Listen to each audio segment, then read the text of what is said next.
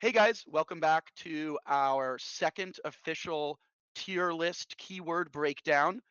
Today I'm joined by Haku, Pope, and our good friend Andre Demings from the Texas meta, and we're going to look at Seamus and the Red Chapel keyword from my very favorite faction, the Resurrectionists.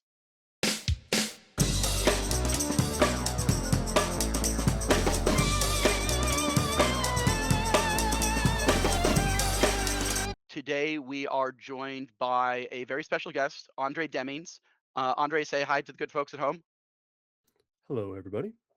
Andre is a very, very competitive player who has been tearing it up on the Malifaux scene for a good while now. He's been known to play a whole different list of keywords and factions. But one of the things I actually watched him play most recently was you ran this whole keyword at Nova, didn't you, Mr. Demings? Yeah, it was kind of a spur of the moment thing. I realized I had access to it, and I wanted to do something different than the vaccine I'd been running for the invitational, and it ended up being a ton of fun to play. Yeah, so I'm actually very interested on your perspectives on this into a GG3 meta. But just to kick it off, I'll hand it off to the very capable hands of Mr. Haku. Haku, why don't you take us through Seamus 1? Yeah, all right. Well, I think most people at this point in time are kind of familiar with Seamus. He's the fun little master that pops up and terrorizes everybody with a giant-ass gun. In Resers in particular, good upgrades that we'll probably have to spend a little bit of time talking about.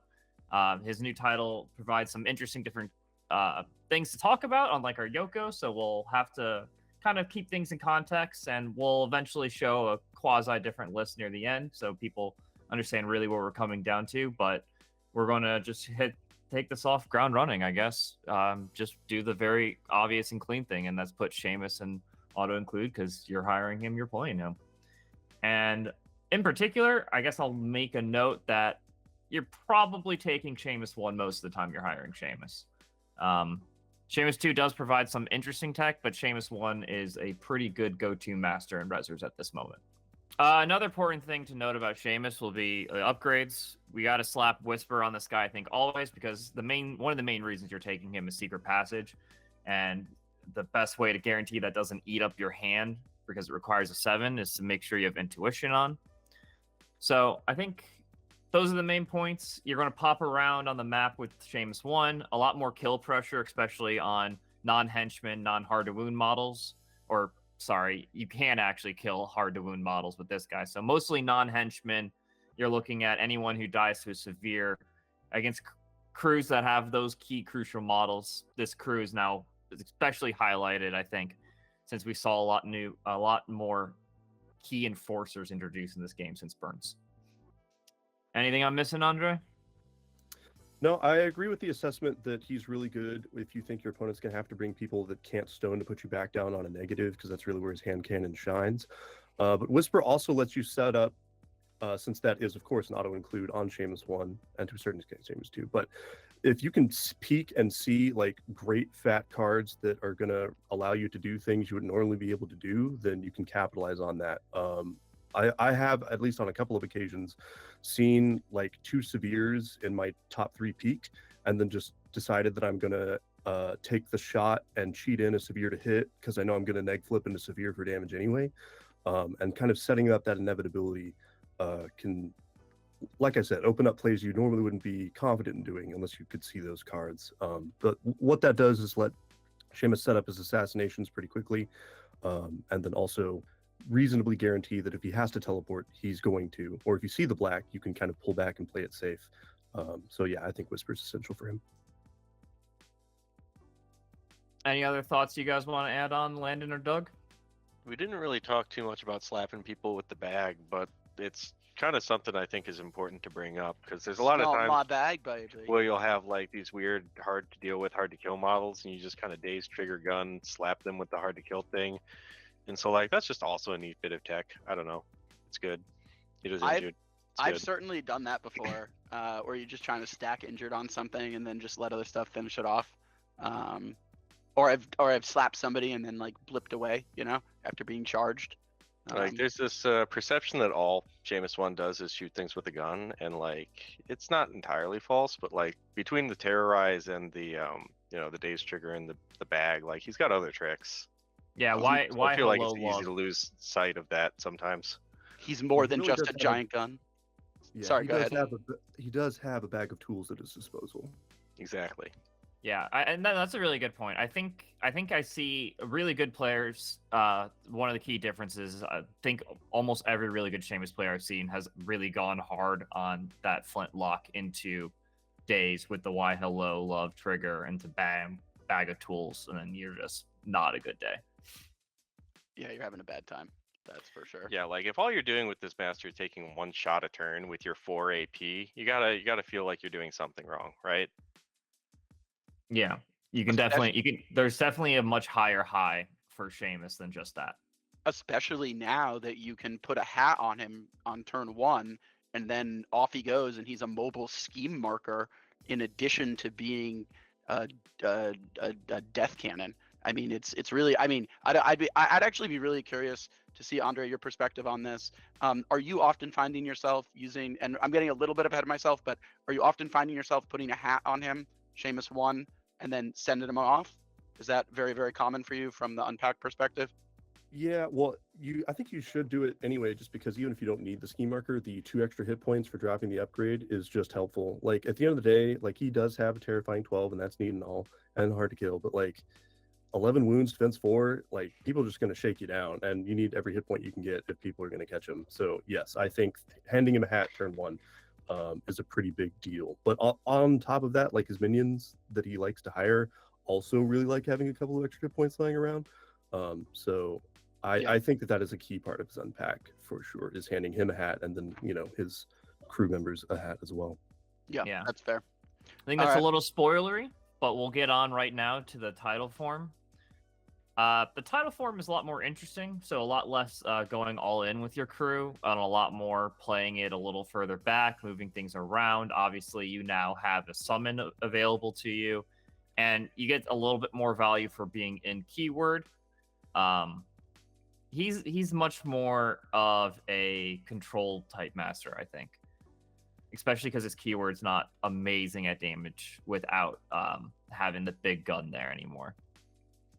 This one, I actually think the pool for hiring is a lot more keyword focus, if you like that kind of thing. And other than that, I'm not that confident in him, so I'm going to pass it off to Andre to really talk about his shining points. I would say the most cool thing about Seamus 2 is the Alone in the Dark trigger on his tactical action. The ability to shut down enemy auras to and from them, and then to, penalize their attempts to try and affect those models with actions, is massive into the right crew. Because, as an example, Maxine 2, with all of her auras and the healing and the take the hits and all that stuff, just falls right off the map when you throw that aura up. And that is brutal. And there's a lot of crews. Really crushes Breach Burnt into the ground.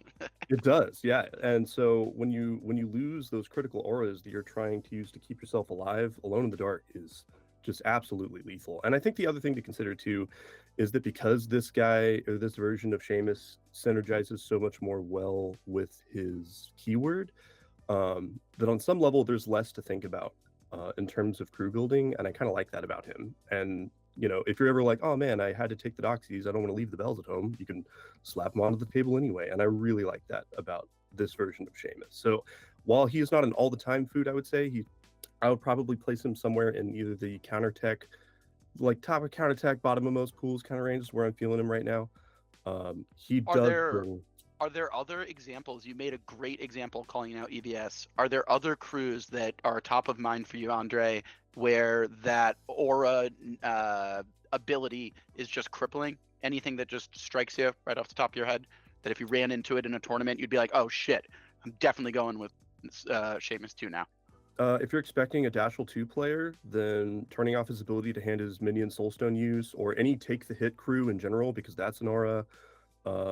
There's a lot of things, frankly, that you don't expect to be auras that are. And that extended reach is an aura. True, but that affects you, not his yeah, no, and I'm just saying. Yeah. And Machinist does actually cancel that. But The fact remains that like there's a lot of things you don't expect to be a problem until you start ignoring that, and it sucks. Even with simple stuff like bedside manner, it's those kinds of little auras that you always expect to be able to rely on. When that turns off, it can kind of not necessarily tilt a player, but it immediately everything that their brain is conditioned to rely on in a crew that they're familiar with starts falling apart. And I think that's an angle that Seamus 2 really brings out. Whereas Seamus 1, everybody and their dog who's played a game in the Resers essentially knows what Seamus 1's going to try to accomplish. He's going to pick off your weak models. And while he's very crew warping and how he forces you to build, people know what it is and see it coming. But as soon as Seamus 2 gets thrown on the table, people are like, what? You didn't take Seamus 1? And then when they start playing into it, like, what? My R's all turned off? That is the point at which you've probably started to lose the game. And so What do I you think mean my auras don't work? Oh, I'm sorry. Right.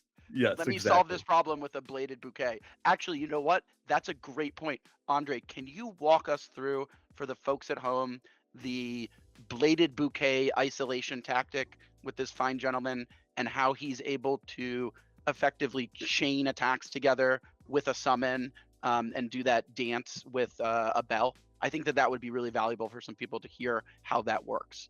Okay. Yeah, for sure. So there's several layers of combo working together here. The first thing that I want to point out is going to be Scarlet Temptation, which is the 1-inch aura that all of his ladies put out, which will put a neg flip on willpower duels for the enemy within that reach from other friendly models. And that combines really well with the Belle's attack, which is just a melee attack that targets willpower.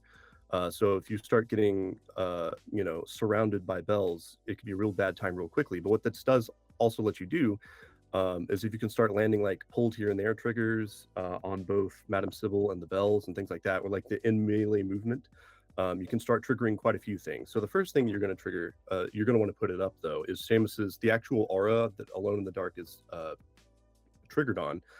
Gives you a damage every time you gain a distracted. You combo that with Madame Sybelle's aura, where every time you end a move engaged by a Redchapel model, you gain a distracted.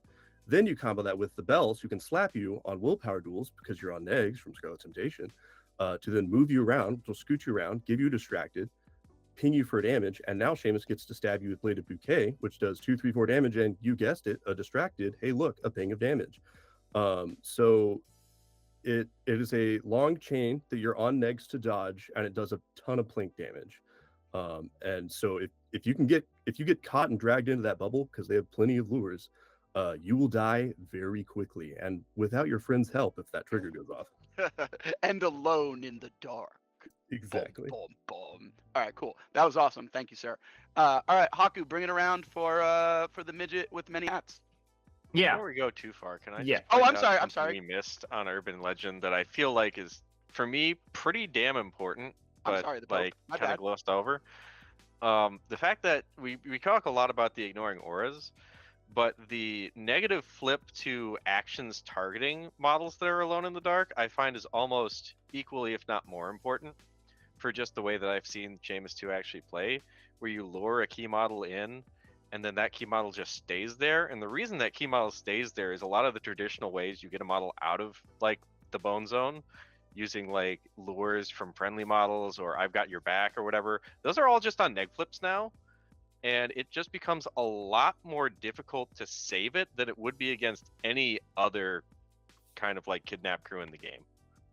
That's a great point. And a lot of the ways to pull people out of it are tactical actions, and you can't even blow focus to get back to a straight on those. Exactly. Like you can't un-neg flip your I've got your back duel. You just kind of have to try and hope you flip it. Well, unless they're henchmen. Sure.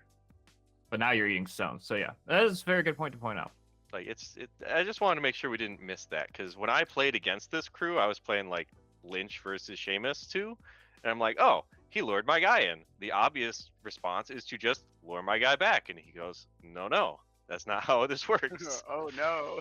Oh no. So yeah, having experienced it personally, I just figured I'd share that. Thank you, the Pope. Your words always are pure wisdom. Mr. Haku, midget and hats, please. All right, onto the guaranteed auto include. You slam your totem into auto include. I I feel like the important thing to note about this totem is it's really nice, obviously, for Seamus 1. When you have Whisper on him and you kill something, you can still draw your card. And the likelihood of you killing somebody with this guy is not small. As well as his obviously broken ability to just free swap with no TN duel with your master position-wise. And you can go, instead of, if your master is starting to feel sickly because you threw him forward and now he's dying, you just go, whoop, all the way on the other side of the map. And that's always really useful. That's pretty much what this guy does. Mr. Yeah, Demi? I think you about nailed it. I have had several occasions where, because of the way that the front of his card is written, him killing stuff draws you cards when you have your auto-taped Whisper upgrade on Seamus, because he'll count as having the kill, which I think is really, really cool. And oftentimes I will go out of my way to save my copycat killer, even though he's kind of designed to be, please let me eat this for you, sir, in terms of positioning. Just because getting that value out of a free model in terms of damage and stuff like that is just nice. It's handy. And with the free plus flips, if you're fighting with your own keyword, it's a really good totem. Do you find that you ever are thinking about using this differently when you're taking Seamus 1 versus Seamus 2? Yeah, well, the biggest difference is, of course, that Seamus 2 isn't like YOLO diving into the middle of an enemy deployment zone to try and score kills. So his swap mechanic is now not as important in terms of getting him out of melee. But that does mean, because Seamus 2 is now a much more in the thick of it fighter than Seamus 1 is, you can often just like walk up and then swap places with Seamus just to get him way further up the board at no cost to the actual master's AP. Yeah, that's how I've been using him in Seamus 2 lists as well. Any other thoughts on the midget before we hand it to His Holiness? No, I think that's covering he's a pretty lot of it. simple. Yeah, I'm glad you covered the different in 1 versus 2, because if you weren't going to say it, I was going to say it. I find it very appropriate that it's called a confusion marker you drop with mistaken identity, because every time I read this ability, I get it mixed up. But yeah, you basically just swap the two of them, plus or minus the 30 mil. But the thing that we kind of didn't gloss over is that he's really super solid for martyrs, because you can choose whether or not Seamus gets to count for the kill. So just having a pretty decent damage totem that has insignificant is pretty neat. Yeah, I love playing with this little dude. I will say that almost 70% of the games that I've played at Seamus has been against Sam Barrows, Mr. Dr. Barrows, and he fucking hates playing against this model. He'll like sell out to kill it on turn 1 if I position it even minutely incorrectly. He hates the flexibility of having to play against a Seamus popping up wherever on the board. Well, yeah, and I mean, like, in the more keywordy Seamus 2 list, the fact that this totem can just beam you for 4 damage out of nowhere, and you're like, how did that happen? Like, it's pretty gross. Yeah, and Andre makes a really good point about you get cards off of this little dude if he picks stuff off also. If Seamus has Whisper, which Seamus will probably have Whisper on him. So, all right, cool. Haku, or I guess, are we good on the midget? Anything else on the midget? All right, cool. Take us to the Madam, Haku. All right, on to Madam Civil, who's one of my favorite models. I think I would slam her in most pools, especially with her current buff form as of the errata in April of last year. And I've just always been a big fan of this model in Resers. I've been hiring it in a lot of different crews recently just because she is now one of the better bruiser models. She heals her whole crew. I've Got Your Back has always been a really strong bonus ability, but it's a little bit better now. Beckoning Call is pretty decent, but just having Scarlet Temptation open to a lot of crews, there's a lot of decent willpower attacks going around, as well as the fact that just a 2-inch 6-stat melee attack at 3/3/4 with a trigger on everything has always been kind of brokenly good. I feel like I hire her in almost every Seamus list I would run, especially if I'm playing Seamus 2. Seamus 1, you would hire her just slightly less because there are some different combos you would try to put together with your extra soul stones. So for that reason, I would just put her in most pools. Yeah, I would put her in almost an auto hire for Seamus 2. She's just so critical to the kind of distraction ping damage engine And so she's kind of, the centerpiece of the front line in that regard. And then the Terrifying 11 with the Scarlet Temptation makes her deceptively tanky. But in Seamus 1, I don't see myself hiring her as often, just because Seamus has a lot of supporting that needs done to support his hand cannon crack habit. And oftentimes can be very stone heavy to keep alive. And so for that reason, I would probably shy away from hiring her in Seamus 1. Not to say that it's a bad hire, but I like her in Seamus 2 a lot. In Seamus 1, I could take it or leave it. What do you think? I think that she's a pretty decent, reliable beater, in the sense that if you're taking her in Seamus 1, it's probably because there's a bunch of different henchmen or really tanky stuff that you don't think you're ever going to be able to finish off with the hand cannon, but maybe you can plink it to the point where you'll be able to get it below half, and then you're taking stat 6, plus flips to try and get that 3/3/4 to finish off. And Seamus is not going to spend the rest of his turn trying to deal with whatever Madame Sybil's going to pick off. He's just going to kind of leave it there and move on with his life, for better or for worse. So I feel like she's this decent mid-game beater, because she's not getting there to aggress for the alpha strike, right? She's there to hold down points for the mid-game. And I feel like if you're playing into a wagons or a guard the stash type thing, that she's the perfect kind of model for that type of scenario, especially with Beckoning Call. So I think you'll still take her in those types of lists. Is that the word of the Pope? That's the word. I agree with what you guys are saying. I like her since I like her even more since she got buffed. I also just love the concept of her, an undead madam with a giant fucking metal tooth lash whip. It's so awesome. Yeah, I agree with what everyone has said. I don't think I'm breaking any new ground here. Anything before we move on?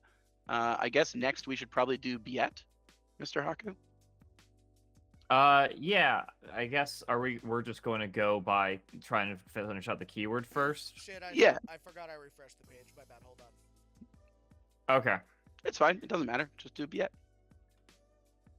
I actually, by the way, I only put Sybelle in most pools, I think, just because I knew Andre would disagree with auto-include, but I actually do find it pretty rare in Seamus 1 where I'm thinking I don't want this model. Even though, I mean, most of the time I'm playing Seamus 1, I'm playing, aggressive, and I don't think Rezzers has better beater models at the moment than this. You could argue, I mean, obviously Rider is always a competition, but I'm not investing my severe or moderates into this crew onto damage flips ever, so I don't really mind a 3/3/4, especially because it's mid-4 sometimes.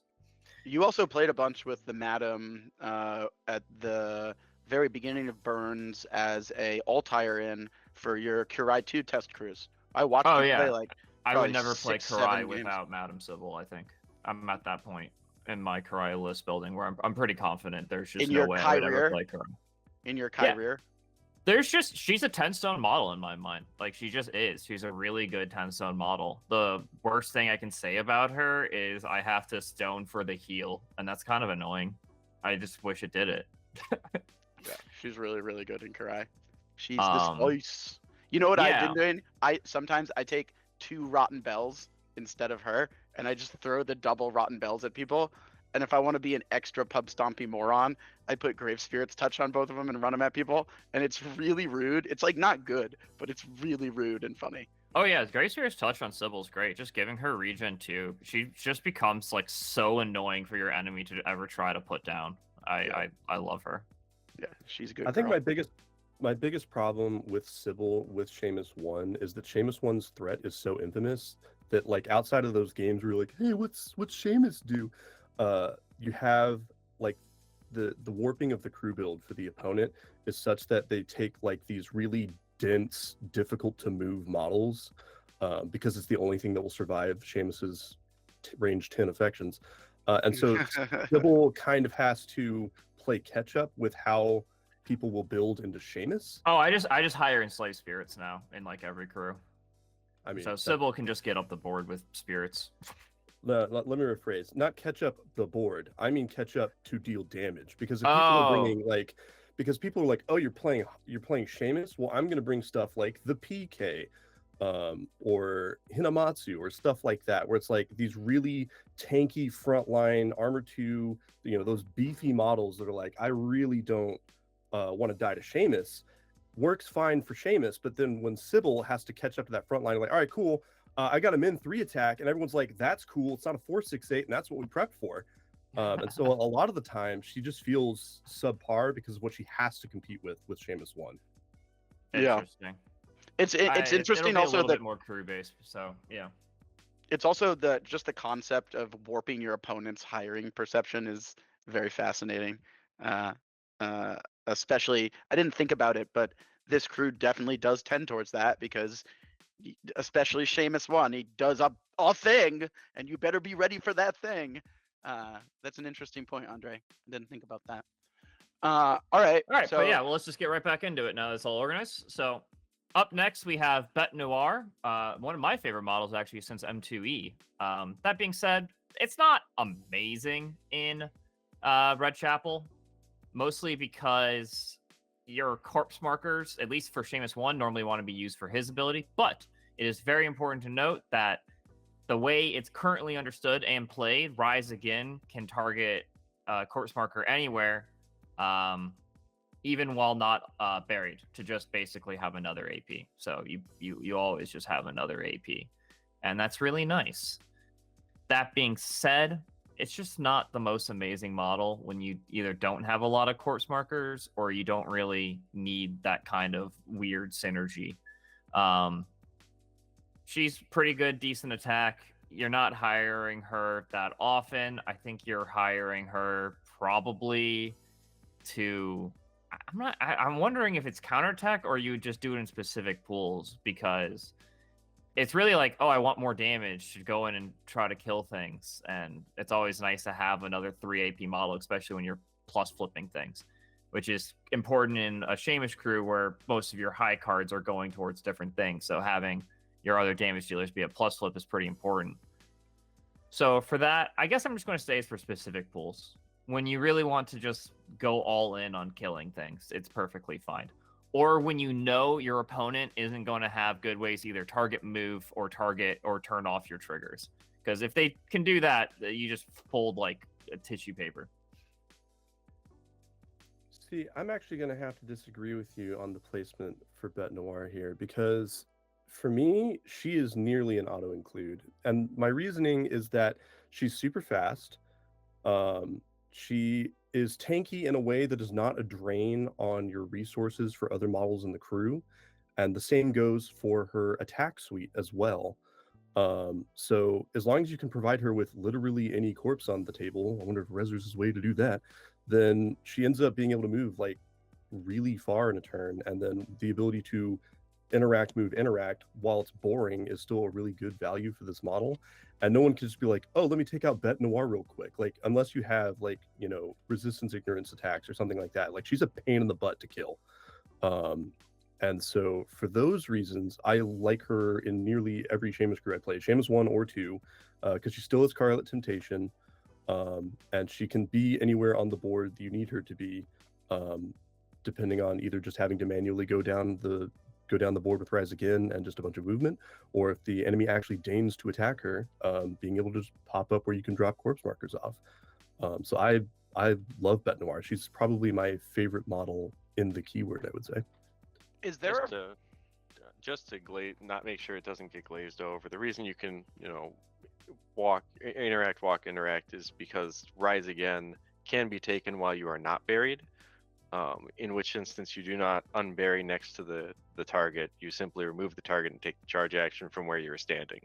That's correct? Yes. Well, you still have to target the corpse marker and remove it. Correct, Right. yes. I just wanted to make sure that it was clear for all of our viewers that you can do it while you're not buried and still Yeah. charge. You can do it either Very way. good. Yeah. Isn't there some shenanigans to be done here where you can kind of like stab your own like Dandy or Belle or something to self-bury? No, enemy only on... No. Oh, the one with the that's night what you're trigger, talking about, yeah. Yes, yeah. She can, one with the night, stab her friends, unbury somewhere else, and keep going. Right. Do you find yourself doing that ever? I have done it once to great effect. It was for covert ops for something I had already painted and then teleported somewhere else. And it was, I mean, it felt good. Like that kind of movement is insane. And like I said, for the cost of the model and the amount of resources you actually have to invest to keep her both alive and to get damage output out of her, it's great. Another thing that I really like about her is pounce, which often gets overlooked. With all the movement that's native to the keyword, getting a that third AP is just real handy. With the number of attacks you just play, all right, cool, I missed, I'll take another attack. All right, cool, I missed, I'll take another attack. Just, flipping so many cards. No, I love Bete Noire. Yeah, she's very interesting. I don't think I've hired her as much nearly as a lot of the other units we're about to talk about, but I recognize how she has an insane amount of upside from a movement and flexibility standpoint. But I do agree with some of the points that Haku made also. And I think, quite frankly, for me, it's kind of like just looking at my play history with this keyword, and I played a good amount of it. I haven't hired her as much, and maybe that's on me. Like Andre, you say you play her all the time. Maybe I should be playing her in more, especially in GG3. So I don't know. I guess I'm decidedly undecided on my position.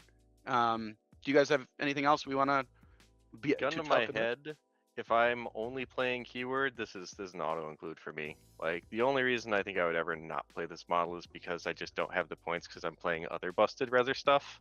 Well, then I think I'm she gets kind of more on the Andre side of things than the Longton side of things, but But we have busted Reser stuff. That's the problem. I mean, I'm fine putting in most pools because I think it's decent for people to view it as that way. I will say, once you get more comfortable playing in Resers, especially in Seamus 1, not Seamus 2, you're going to be hiring a lot more of just like the Reser good stuff, which is what's mostly propped up Resers over the time.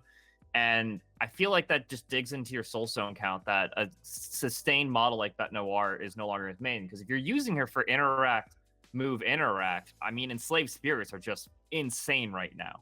And they cost 3 soul stones and drop scheme markers when they die and cancel focus. Like, I feel like there are models that do the certain things she does for cheaper, but obviously they die easier and other things. But it's just hard to start competing with Reser good stuff when you get around the value I think that Bete Noire brings at this moment in Malifaux. I will say that I value her offensive suite a little higher than that of an Enslaved Spirit, but I think that's probably what I use her most for, is kind of those. I recall specific instances of like having a rider that blew a bunch of tokens in the middle of the board to, I think it was a Pale Rider to cook off his burst damage thing. But like tokenless riders are like a perfect target for Bete Noire, where it's like, all right, cool, I'm just gonna take a ton of attacks, and every time you have to cheat, I'm up on resources. So for me, the attack value of her is enough such that I still like hiring her, but I do acknowledge that Enslaved Spirits are in fact insane. I have a question for you guys. How often do you guys actually play Poison Fate? Because that's one of those actions that I could see getting reasonable value in like some weird situations, but I feel like no one ever takes it. Oh, I've done it a decent amount. Basically, if I have like a 6 of gross, I mean, it really has to come down to like I'm actually using it for deja vu over really using it for its ability, though. Yeah, that seems fair. Like, it's just free card cycling if you're going to do it to your own guy who's already gone. Yeah, I think that is legitimately the only time I've ever used it. Because if you're within 6, you're within charge range, and I've never tried to do it to an enemy. So like, you've never seen like that willpower 5 master looking all juicy, and you're like, I'm gonna pour like 4 or 5 attacks, drop his master this turn. I'm just gonna poison fate for my first attack, and then just like, make sure he's dead no matter what. You don't do that? I've done it. I just don't like the inconsistency of it. Obviously, when your opponent has a choice over you having a choice, it's normally the value of it goes down. So the inconsistency of it has never been that amazing for me. I've done it once, and then he obviously the one time. I mean, I've done it more than once, but it really was like one time I just got burned where I did it, and then he just flipped everything. And I just was like, oh, okay, whatever. And then having to go first with Bet to do it is a decent cost when you have normally some other good plays you can set up. I think I haven't used it much, but I have a history of with Nikima, the scamper effect on her really prevents people from wanting to cheat to the point of, I would say, like really bad calls of just avoiding cheating because not wanting to give me scamper. So I don't want to put the psychological what's the word I'm looking for? Psychological motivation to not cheat, because I'd much rather that my opponent cheats things to dodge so that they don't have those cards later to hit. And oftentimes, if you're poison fading, you're probably trying to combo it up with some offensive firepower to, cash in on that effect. And for me, I like it when my opponent blows their hand defensively. So for the most part, I would just rather take another attack, hopefully get a card out, call that a day. But I can see the value of it if you already have someone in like Scarlet Temptation aura, and they're like, all right, cool, it's a layup. I have a 6 crow. Here you go. And then I'll go to town. I think that's pretty good. Yeah, when you get the value with Deja Vu and Scarlet Temptation, it definitely goes up. Most of the time, I figure most of the time it's just they now use Soul Stones instead of cards, and that's not as good of a trade-off as it seems. All right, gentlemen, the wascaliest of wabbits. Yeah, White Rabbit Co. New model. It's kind of just cracked. I'll just put it in auto include. I don't really think you really need. I don't think there's a reason not to take this model in Red Chapel, just because the value of tailored fit and getting that hat out there is always good. It's a walking scheme marker when you want it, or it's, more importantly, arguably for me, most of the time I just view it as you just gave a guy 2 health for a bonus action, and that's kind of nutty. +2 max health is kind of insane. Everything else he does is also just good. Chatty is a good bubble to have. He's hard to put down, kind of, because, manipulative and innocent bystander. Beckoning Call is just always a good ability, and his attack is fine. So it really just comes down to the simple fact that tailored fit is insane. Yeah, I agree that tailored fit has a lot of value, and it's definitely a big reason to bring White Rabbit Co. I also say that he's not included, and for both Seamuses. But the thing that I really like about him is how well he pairs with supporting Seamus with Needle and Thread. Because if he can land attacks on a model that hasn't activated yet, you're dropping a card so you can take actions on your card. And then between his bake in a suit thing on the front of his card once per activation, and then potentially flipping another one, he can potentially ask a model to drop 4 different cards. And with Seamus 1, that is scary. Because as soon as you start landing, any number of pushes can generate attacks with execute triggers on them. Your lifeline dwindles pretty quickly. I used White Rabbit Co. specifically. I can think of a game at Nova where I ran a Reva player out of cards, and I executed like a full health Reva. Because she just had nothing left, and it was all set up from the White Rabbit Co. and his ability to be like, hey, you go walk to Seamus, he's got something for you. So I like this model a lot. Thoughts, Yeah, it's Landon? important to note that this is also one of those models that just wins the lure war, as it's, Beckoning Call, it comes with a trigger that you can, as we mentioned, build in to just give the model staggered, and at that point in time, once again, you just say no to anything that saves the model. And with staggered, importantly, it also makes it very difficult for him to just say, okay, I activate and walk back to where I was.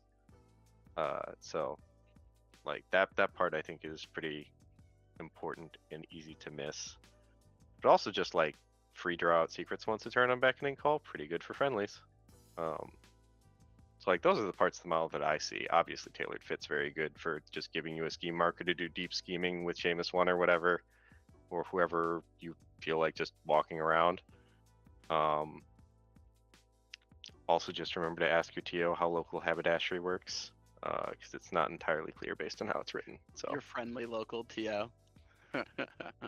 well, hopefully you're friends. You don't want to make That an being, enemy out of I your guess, local TO. I guess we'll want to clarify why it could be confusing. Yeah, we should clarify why.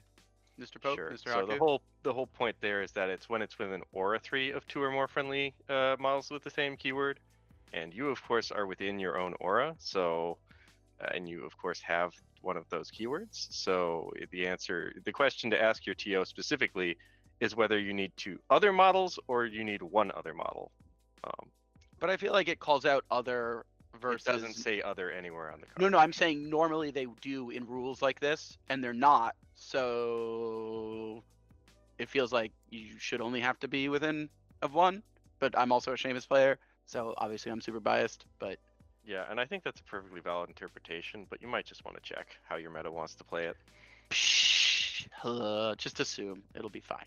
You know, probably not, but you know. Yeah, I mean, the obvious counterpoint is that if they wanted to make it clear that you needed 2 others, why wouldn't they have just said other?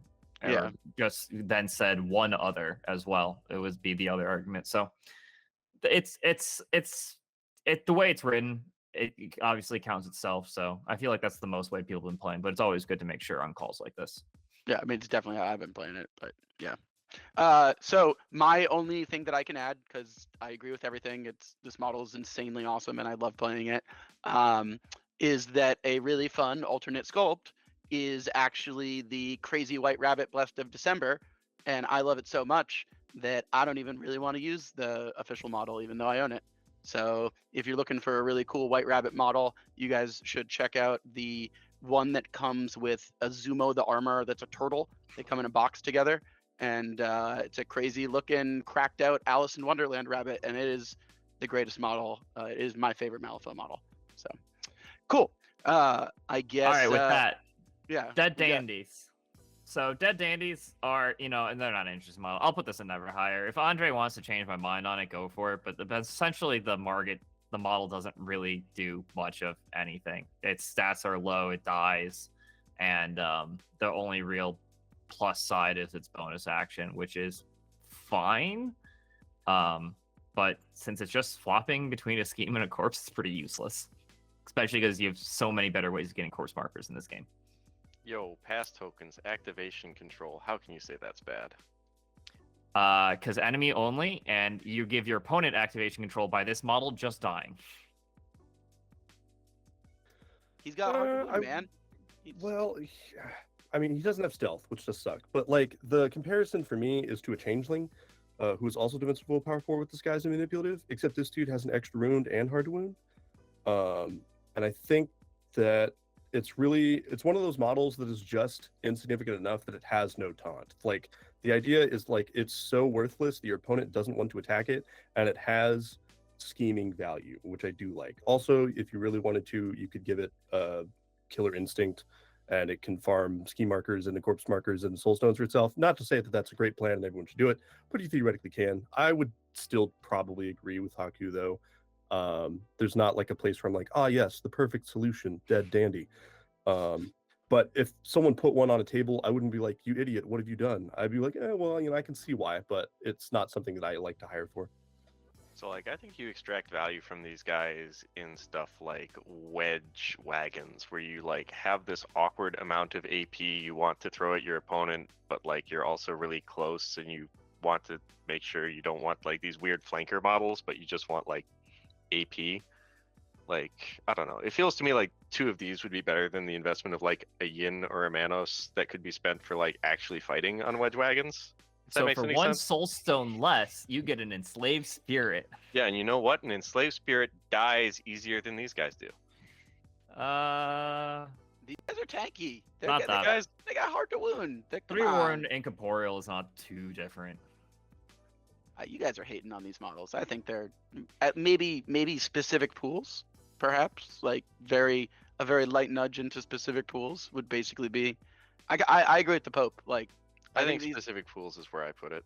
I would put these in specific pools. I don't think they're amazing. They're not blowing my mind. You guys are right in all the things you said, but they're not never higher. Like, they have a decent amount of wounds. They're hard to wound. They have very specific scenarios where they are good. Are they good most of the time? Hell no. Am I going to be spending like points on these unless they're in a spot where they're really, really good? Hell no. But like I have hired them before and they have worked. But I do have to concede with Longton that, in some matchups, the Enslaved Spirit's just going to do the same thing, but better. In most matchups. And that's why these guys are... I think in all matchups, Enslaved Spirit's just going to do Dead Dandy's job, but better. I don't necessarily agree with that. I don't think that's it's fair. fine. Especially with terrain. It's just, Incorporeal is just such a nicer ability to have.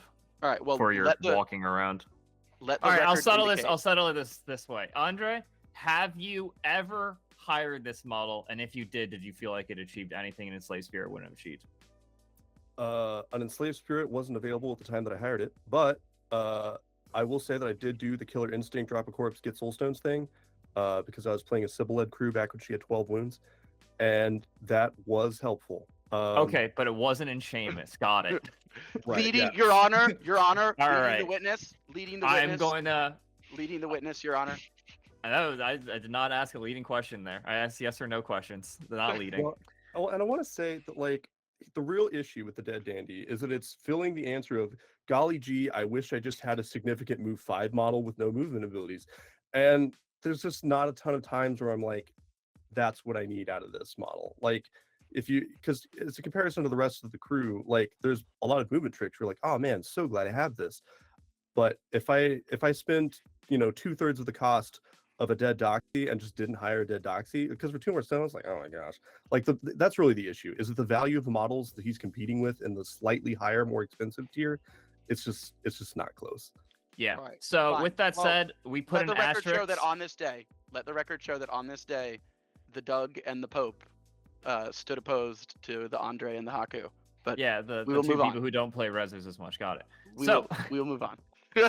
Fuck you, on Haku. you guys put an asterisk on never hire for a reason. This is the reason. So anyone who listened to this will know why maybe dead Doxy should not be hired.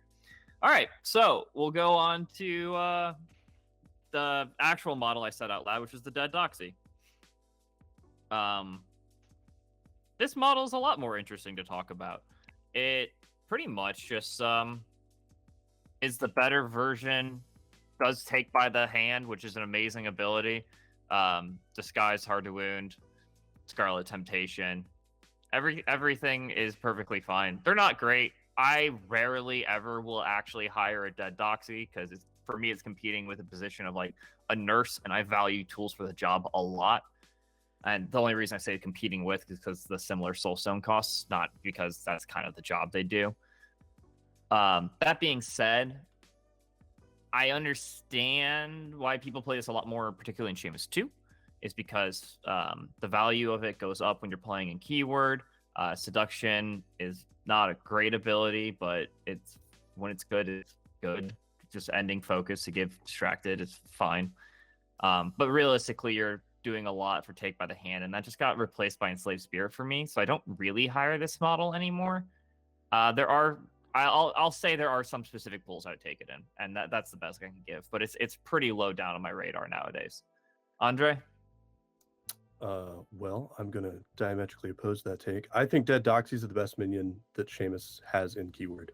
I mean, we can save the Enslaved Spirit comparison for another day. I think the Dead Doxy's real value is how much tank it puts onto the table for 6 cost. Because I've had situations where Dead Doxy's over multiple turns have, like, by herself has held a PK because the Peacekeeper's like, all right, cool, I'm not going to get more than 1 attack, so I'm going to focus. And it's like, all right, cool, you're still on an eggs. All right, 3 damage, ow. Anyway, I have GST, I heal up 2. I'm going to give you more distracted. Give me those power tokens, boy. Like, the ability to hold down a part of the board for this cost, I think can't be compared. Like, 8 wounds, hard to wound, regret trigger available. Like, that's solid. Disguised. I don't know. This model's awesome. And I think the other thing that I really like about it, and you kind of alluded to it, Haku, was the ability to kind of synergize really well with Seamus 2, because take by the hand, I mean, it can work on your friends, but it can also work on your enemies. And being able to shove people into the Scarlet Temptation ball and then, start provoking all of the haha gain a distracted, haha ping damage, free attack kind of stuff, I really like quite a lot. That's not something you're going to get out of Chain Gang. I've had multiple occasions where attacks from Dead Doxies, because of the bonus action, trigger its attack from Seamus, and I just ape people. Like, it's real good. And then Seduction's great as well. There's a lot of crews in the current era where it's like, all right, cool, I've stacked up 2 focus on my big beater, prepare to get it, and they're like, actually, you have a distracted. Like, that is such a big value. I like Dead Doxies quite a lot. I would say, like, they're not the best for Seamus 1. Like, you can take them and it's fine. But Seamus 2, they're absolute workhorses. I don't see myself hiring less than 2 with GST for Seamus 2. Interesting. Mr. Pope? The Pope? I'm a pretty big fan of Dead Doxy. I'm gonna say you say seduction is a bad action. I'm gonna say Fuhatsu absolutely hates seduction anywhere on the table. So maybe that's part of the color of my interpretation here is that you know, a willpower 3 model that you stack a bunch of focus on really hates seeing this across the table. But they're just really efficient bodies at 8 wounds, 6 cost. So I feel like it's hard for me to put these down, especially with so many things like guard the stash where you just kind of have to have bodies places. I'm gonna go on most pools here as well. Honestly, I would almost put it to auto include for like Seamus 2. Whereas I could see where you wouldn't necessarily play them in Seamus 1 as often, so most pools is probably fine. Because they've got like a mix of counter tech, a mix of just being like good point scoring models, and a mix of denial. And like sometimes you might cane something, I don't know. Dude, this model's just straight up good. Like, it's good. I would put it in most pools. Yeah. Again, I mirror what a lot of what the folks before me have said. I think it's less good in Seamus 1, but absolutely I take 2 of them every time in Seamus 2. Not to say that it's not takeable out of Seamus 1. It's really effective for its point cost. It has a lot of health. I think Take by the Hand is a really good bonus action. I think the fact that it has Disguised and Hard to Wound and Scarlet Temptation on it for 6 points at 8 health makes it a good model. Yeah, it's good. All right, yeah, I can see it being auto included in Seamus 2. But I will say I will just I'll stick by my guns for Seamus 1. I'm really just not the biggest fan of having necessarily just a tanky model in Seamus 1. The crews I built for Seamus 1 much more involved actually trying to table people, and just having a tanky model normally doesn't pay off too much in that. But with all that being said, we'll move on to Rotten Belles, who are, they're good. They're no longer range 18 stat 7 lures, but they're still pretty good. They're 5 soulstone cost. They have lure, which is a pretty amazing ability, especially in Seamus 2, where, as we were talking about, pretty much all the reposition effects are a lot nicer because you're going to have a lot more Scarlet Temptation models, and you're going to have a lot more of why hello there love triggers pop off. So I think your value, a lot of the Redchapel models, way we're going to talk about them if you haven't caught on, is they're a lot better in 2, almost to the point where I might have them in all include in 2. And their value goes down in 1 to the point where I would put them in specific pools. So if we want to cut the difference, I can kind of see most pools. I'm just they suffer a similar problem where it's what do you actually want to achieve with them in your crew, and they don't help Seamus kill things in 1, but they do help him be super annoying in 2. So I'll let Andre take it from there. Yeah, I think the greatest strength of the Belles is playing with the Scarlet Temptation crew, and Seamus 1 just doesn't really have time for that game. But if you get like a trio of Belles beating on something, it gets real gross real fast, because once you start stacking Distracted as they land pulled here and there's and lures, if they can land a unexpected ferocity trigger with 2 distracted on you, like a 3, 4, or 5, and you're trying to dodge on negs, and all the negs are positives for damage, like all those things kind of add up real quick to be a quick kick in the teeth if you're not careful. And then with the pounce, so as soon as you end that move and it's not your turn, like that's 9 AP of beating. Like, I like Belles a lot, but they do best in groups, and Seamus 1 doesn't really support them. And I think the biggest support, frankly, from Seamus 2, in addition to the Distracted Mancy, is just being able to summon them, because hiring them is cool and they are cost effective, but I think spending your points elsewhere and then summoning them onto the table so people don't really feel compelled to beat them to death while they beat your opponent to death, I think is probably their ideal position. So I would say auto include heavy air quotes because you just want to summon them, and then I would say maybe specific pools for Seamus 1, just because the lure, if you need it, is nice. Like if you're just trying to pull people off of covert ops or guard stash or whatever, like that has value.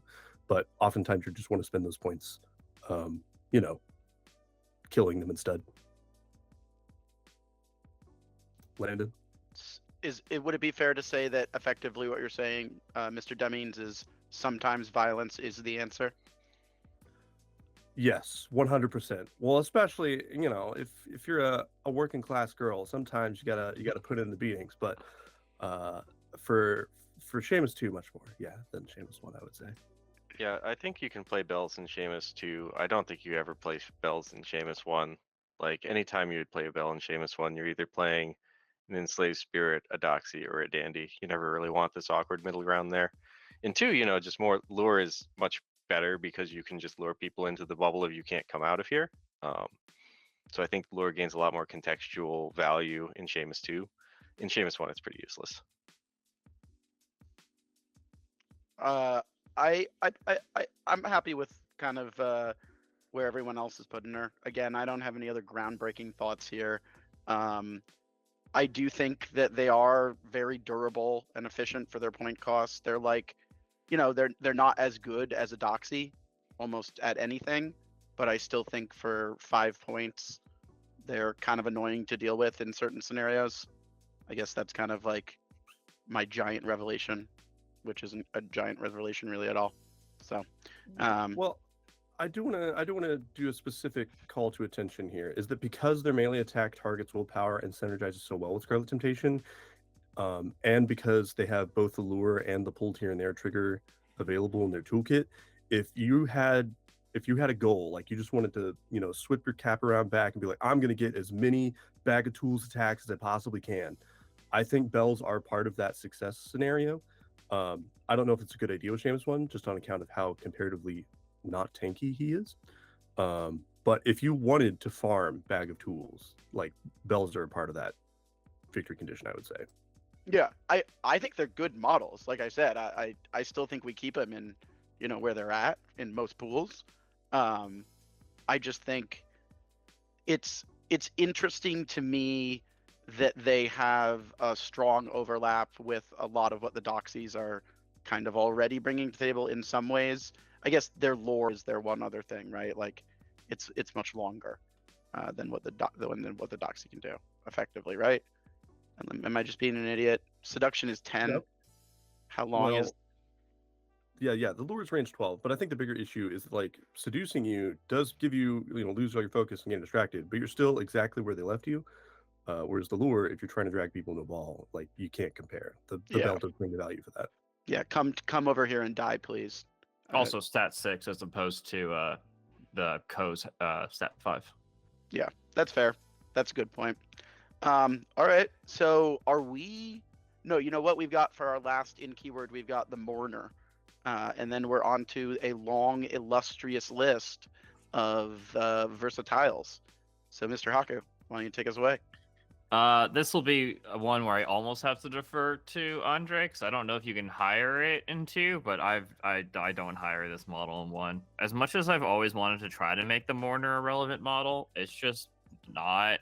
There are better ways to get corpse markers, and it is nice that in 2, Feed on Grief is, another one of those willpower attacks, and it's nice to have a range version in order to make Scarlet Temptation's value better. But the default problem with them is they've always just kind of felt very meh. So this is another one where I would almost, by meh, I just mean you'd rather just have either the Doxy or a Belle. So this one for me actually almost goes in the never hire. I do actually never hire it anymore, but I can see it might have more value in 2 that I'm just missing because it's just not my play style. So Andre? I would say that the Mourner, I would put it in probably the counter-tech area, and my reasoning is that literally you would hire it for the counter-tech. Like, the ability to say, hey, did you bring a bunch of Ruthless because you're playing in the Resers and we have a bunch of Terrifying? Well, don't. That's helpful, but at the end of the day, in comparison to her sisters in the Seamus minion lineup, she has only a stat 5 attack, but it only targets defense instead of willpower, so they can't use Scarlet Temptation. The Feed on Grief is there, but no one ever really sits down and like, man, I can't wait to deal damage at a range with my minions and Resers.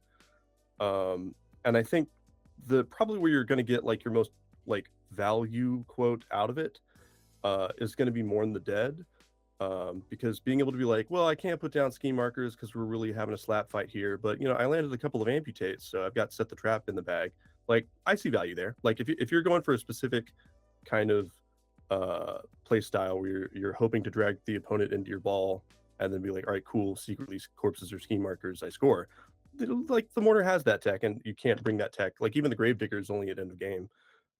So there's not nothing to the card, and the extra corpse marker here and there is helpful for getting out Grave Spirit Touch focus bombs, but I would still say like it's situational. I don't think it brings enough as like a support package that you couldn't get from another model of similar cost or just like better. Like the marginal utility it has doesn't seem better than like any of the other models we're going to go through later. So I'm gonna just drop this and never hire. I don't even think that it's worth trying to play Weeping Widow. Like, Damn. if you That's have savage. people who are going to be taking like Terrifying, you just don't take like GST or whatever, and you don't have to rely on Terrifying for this crew anyways. Like, the crew that would want to play a Mourner, I feel like, is more Seamus too, and he doesn't even have Terrifying anyways. So like, no one's putting a gun to your head and saying you have to play Terrifying models in Seamus to begin with. So I don't even feel like it's that great of tech. And yeah, it's not doing anything offensively that's stellar for 6 stones, and it's not Sloth. Let's be real. So I don't know. Never hire for me. You are. Damn. I can't. Honestly, I can't even. Ugh. I can defend this pick as sometimes cute, but often not worth the points. So, like, kind of like a bad counter tech piece is kind of where I land on this, basically. So I don't know. All right, not- yeah, that's fine. I think we'll just move on from there. Yeah. That's what Mourner feels like. So the first one that comes to mind for me, which is the newest all-star versatile in the lineup of being a Reser, is Enslaved Spirit. I'm right? actually gonna steal the limelight from you. I first want to talk about in my opinion, my honorary Red Chapel versatile minion, and we'll see what Andre disagrees with me on this. And this is, I almost hesitate to put it in auto include, and might theoretically put. No, I'm just gonna put it in auto include. Restless Spirit, I would just windmill slam into auto include. You need to generate corpse markers, and I might disagree with certain people on how to do this, and this is the only reason it wouldn't be an auto include. So me and Andre will probably have these arguments for a couple models, but essentially, my opinion, Restless Spirit is the all-star model for creating corpse markers in Resers, and for Seamus 1, you have to do that turn 1. And in Seamus 2, it's just really good because, as we pointed out, there's a lot of attacks where you're actually just bullying a guy after surrounding him, or you want to do lures and you're going to want to plus flips them. And most of the time, you're putting Grave Spirit's touch out, so you're going to want to get value from that. And you can get really good value, really cheapest model, besides actually just hiring a Mylan Zombie, which you're never doing that in Seamus. And that's going to be Restless Spirit. I don't hate that take. The issue for me, so the comparison that is really going to be key here is that and the Carrion Emissary. Now, obviously, the Carrion Emissary is comically more expensive, and frankly, beyond how the corpse generation works, doesn't bring that much more to the table. You're like, oh wow, amazing. But the fact that the Restless Spirit doesn't generate anything else for Seamus 1 to teleport to, I'm not a huge fan of him as like the way that I generated corpses, because for 1 more stone I can have Gravedigger, and I like Gravedigger's mobility just like a little bit more because of the dragging after corpse markers thing and the ability to heal my undead. But I can see why you like Restless Spirit, especially since you rate Incorporeal so highly, clearly. So I wouldn't say it's a bad take for getting corpses out of the table. It's just not either of my favorite ways to do it. Yeah, I like Restless Spirit. The model is just pretty solid. We've talked about its stats, but what we haven't talked about is that for whatever reason, the melee on this guy is against move. There's some sources of stagger in the crew, so sometimes you just like are on equal or favored stat with his 2/3/4. That's just like pretty serviceable for a guy you hired for 5 stones. And the shield is just kind of nice. I don't know. Terrorize also is cool for when they're on neg flips to willpower and you just want to like get them off the point. He's got a good utility for 5 stones. I'm sold. So where are you sold, Mr. Pope? Into auto or most? Like if this is a model that's valuable to your keyword, I think you're always taking him. Like if he's not a model that's valuable to your keyword, I don't think you're ever taking him, right? It's like one of those things where if it works in a crew, you always need it. So I'm satisfied to leave it in auto include. And Mr. Andre, for you, is it most pools? It sounded like. I don't think I'm ever going to build a Seamus crew that includes this guy. Interesting. I would say specific pools, but So this will be one of the more contentious things because essentially what it boils down to is you have an auto include, but it's between 3 models. You have to play Restless Spirit, Carrion Emissary, or Gravedigger. You have to play one of those 3 models. So it's really weird how we want to actually organize it. What about my vote, Mr. Haku? Yeah. Sir. I think I would put it. I think I would actually put it in most pools because I think most of the time it is one of the most efficient ways of getting a corpse marker out there. I struggled to put it into auto include, and the reason for that is that in my mind it's just not as good as White Rabbit Co. Like this model is nowhere near as core and functional, and just I don't even think about it. It's in the crew when I play the game, just like the Whisper is on either version of Seamus when I hire either of them for me. Like I just don't even think about it. I just put it on the model. And that model's not quite there yet, but I do think that it is an incredibly effective way to get corpse markers pretty much wherever the fuck you want them pretty easily. So. All right. Well, that's a pretty decent take.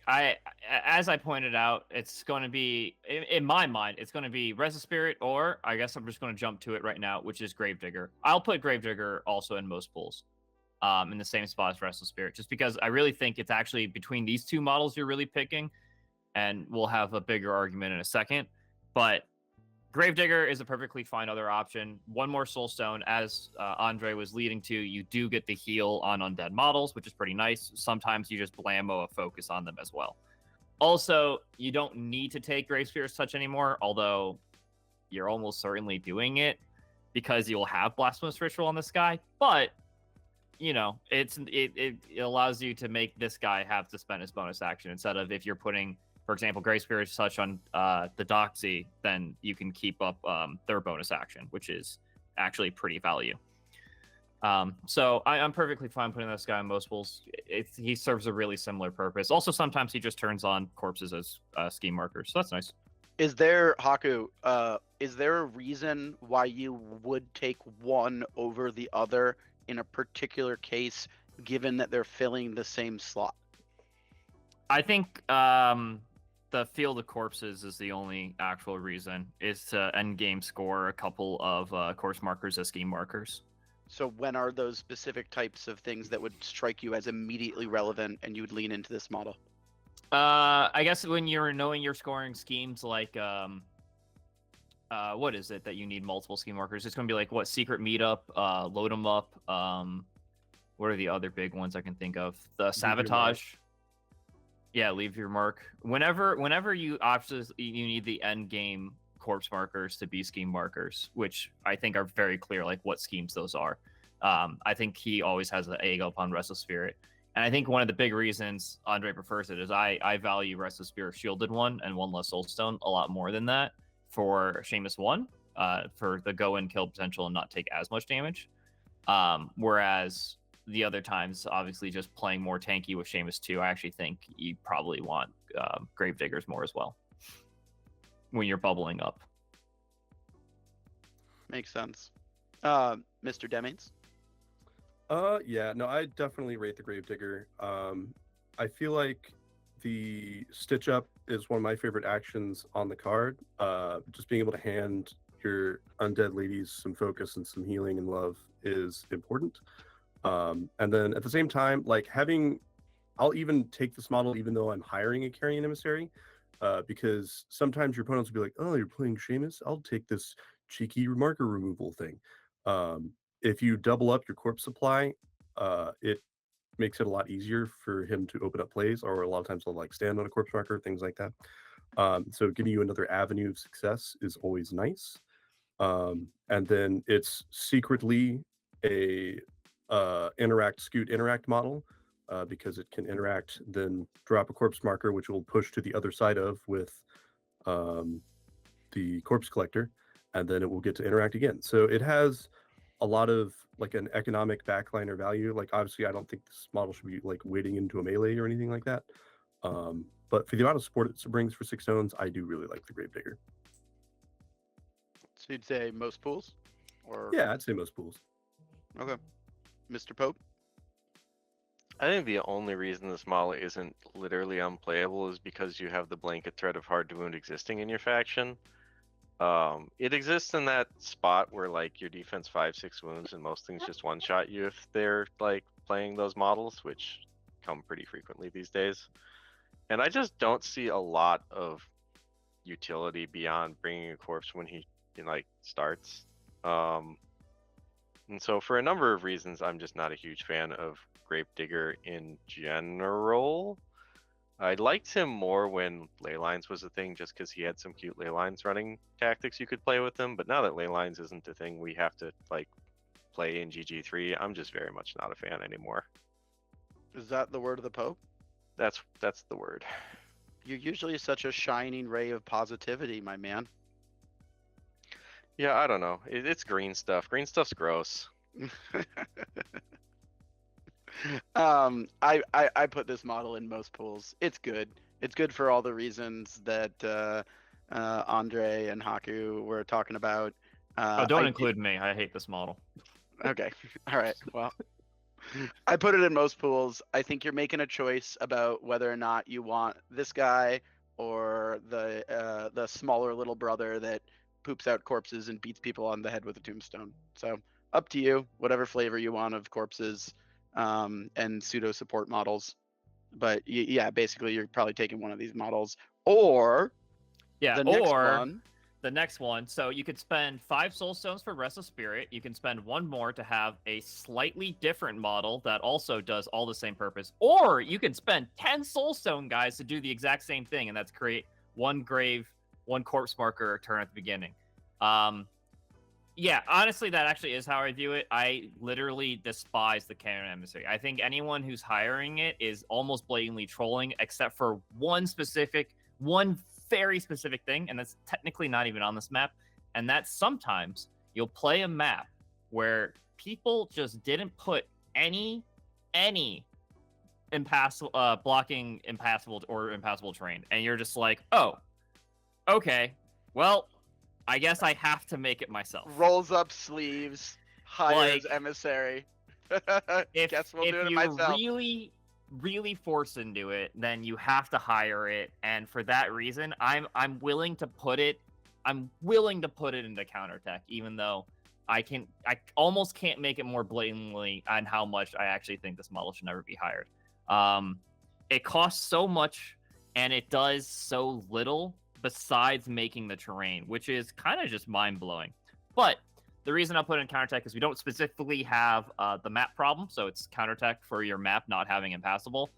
Also, it's actual counterattack because once you put up its aura, which if you're not making the markers, you can, turn off soulstone use, which is pretty nice, actually. Turning off reducing soulstone actually just comes up sometimes, and when it does, it's nice. The big reason this model sucks, obviously, is it's a range 0 attack, and it also has a range 8 gun as its backup. So if you just engage this guy with anyone who has a 1 or 2 inch engage, it's just so depressing. Oh my god, I hate this model. So yeah, go spend 10 soul stones hiring a glorified corpse marker. Yeah, go do that. I'll do you one better. I spend 12 soul stones on the Carrion Emissary because I like to give it the whisper.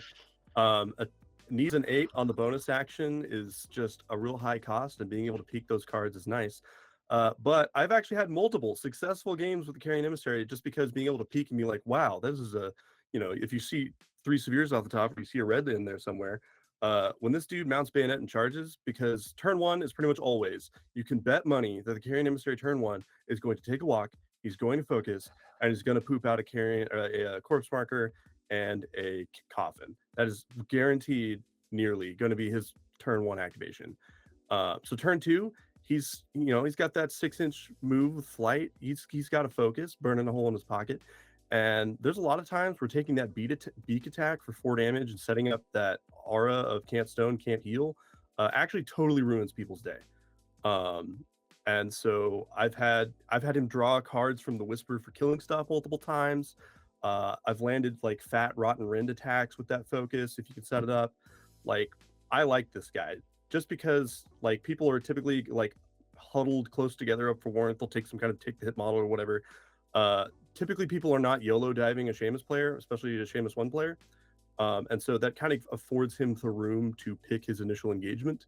And you can get a lot of value out of it. Am I saying it's the greatest model to ever play the game? Absolutely not. He has got a lot of quality of life problems with a 0-inch reach and an 8-inch gun projectile. Like, it's so clearly decay, but not that it's a problem. But with that being said, I still get value out of him, and I do spend 12 soulstones on him with the Whisper. So I would put him. So he is my always higher with Seamus 1. I understand why people hate him and why he competes with the Grave Spirit and with the Gravedigger. But for me, he's not included for Seamus 1, and I don't know if I would hire him with Seamus 2 because the value that he brings for the extra coffin and zombie is not nearly as good. Although I will say that I also do appreciate the +1 move aura for the friendly undead nearby. It does help his minions get into position a little bit quicker. Get in there, the Pope. Give him hell. In the olden days of the play the football, corrupted ley lines, I think this model had some play because coffins got a lot more contextual value in that sense. Like, you wouldn't even make zombies, you just block stuff off with coffins. And in the olden days of symbols, I would once again say, you got a lot of value just by having coffins and not making the zombie. And that's why, like, I would put him in specific pools in that context. However, in our current gaining grounds, we don't really have a scheme like that. In fact, we have the opposite, where we have wagons where you just throw up all these coffins and then suddenly this wagon just comes crashing through and you have no coffins. So, like, I think there was a time where you could hire this model, and I think this model also is probably one of the easiest models to misplay in the entire game and just feel really bad when he gets engaged by literally anything and just like has a bad day. The reason why I'll say to leave him in counter tech is because sometimes Aura of Decay is just really good when you're playing against, like, I don't know, people who take Desper Leroux and they're like, I have a henchman, I'll just feed stones into this guy to make him not die and then use his suite of medium to okay to good abilities, and then he just dies because he's defense 5 and was really relying on those stones. I don't know that crews that are good hire a lot of those models, so I don't know that in a current competitive environment he's really worth having on your bench just for Aura of Decay. But, like, I don't know, if you're in a meta that likes to play McCabe's or whatever, the people who heal or reduce damage with stones, then he's got some value there as counter tech. But, oh boy, the number of times I've just, like, walked literally any model with a 1-inch engage next to this guy, and then watched his 12 soulstone model disengage, and then, like, try and do a rotten rend attack or something, but then realize there's concealment or friendly fire or whatever is really sad. The more Grave Spirit touches you have in your crew, though, the better I think this guy is, just because once he gets some incidental focus pulsed out, like, he's real nice. But I think a lot more of the specialized Seamus 1 lists just use a model that gives only Seamus focus and don't play like Grave Spirit touch blasphemous ritual stuff. So, like, if you have blast writ, he's okay. That's where I think I'll ultimately land on him. Is that the word of the Pope? That's the word. Play Blast Rid or don't bring this model. Damn. I love Big Bird. Big Bird's the man. I have tons of fun playing with Big Bird. I probably land in the spot where he is fun to play, counter tech, that sometimes, if you're not careful with, you can fall into what Sam likes to call a crappy activation. And the problem with him that I see is when he's a really expensive model, if you have a bad activation with him, in that if someone like Landon does something like he just mentioned, it really fucking sucks to have a really expensive model tied up like that. Now, I can see where Andre is coming from, where if you play with this model all the time, I would imagine that Andre is acutely aware of that weakness of this model and tries to position it so that he doesn't have quote unquote shit activations. But that's kind of the major downside that I see to this model. And then the upside is that it's got a bunch of really sick counter tech, and it's a giant Sesame Street bird with fucking medical tools hanging off of it, basically. Yeah, the 8-inch gun that doesn't ignore anything, and a 0-inch attack that mins 2. Yeah, I don't know. I'm not dying on this fucking hill. So yeah, for one soul stone less, you can have Madame Sybil. Woo. Okay. But I put him in. I put him really cool, fun to play with counter tech. And I'm probably just a lot worse playing this model than Andre is, because I've had shitty scenarios with it a lot. But yeah, I'll die on this hill. I'm never hiring this model again. Yeah, you're being very spicy on this one. I very hate this. If I end up on a map where there's no passable terrain and I'm not playing any of the 2 strats that drop impassable strat markers, or blocking strat markers, I'm not playing Seamus 1. Damn, dude. You're being very spicy. Yeah, that's my super spicy take. I've got into so many arguments about this model. I hate it. I mean, I'm not gonna like fight you, but I certainly don't feel that level of visceral for this model. Yeah. All right, so what's the next most ubiquitous one that we think we want to look at? Yeah, I think from now on, I think we'll just do the easy thing of going down the line. And we'll just go. What? We gotta do Enslaved Spirit, right? Okay, sure. We'll do Enslaved Spirit. I think Enslaved Spirit is currently the MVP versatile model in Resers. There's very few reasons to hire, especially with wagons. For that reason, I'm going to put in specific pools, especially for Seamus, who doesn't need the unpack capability that Chain Gang really brings, nor even the necessarily early interacting / the other things that does. For that reason, it's specific pools. Sometimes you just need a lot of interacting. You need ski markers dropped at your base. You need models moved upwards awkwardly so you can, move wagons better. It's just the best for that. It's 3 soul stones, and it's insane that it's significant. Yeah, I think you pretty much nailed it. Like Chain Gang's good. T-endless moves of 6 inches total. Like, that's good. Significance, of course, is great. And for a model that is in this super low cost range, it is deceptively tanky. Like, Defense 5 feels real bad on a 3 cost model. And with the Incorporeal and the no focus me thing within range, like, it's really more investment than you want to put into killing it. And then also bringing the Chain Gang stuff for kick the can. Like, for when you need it, it's real nice.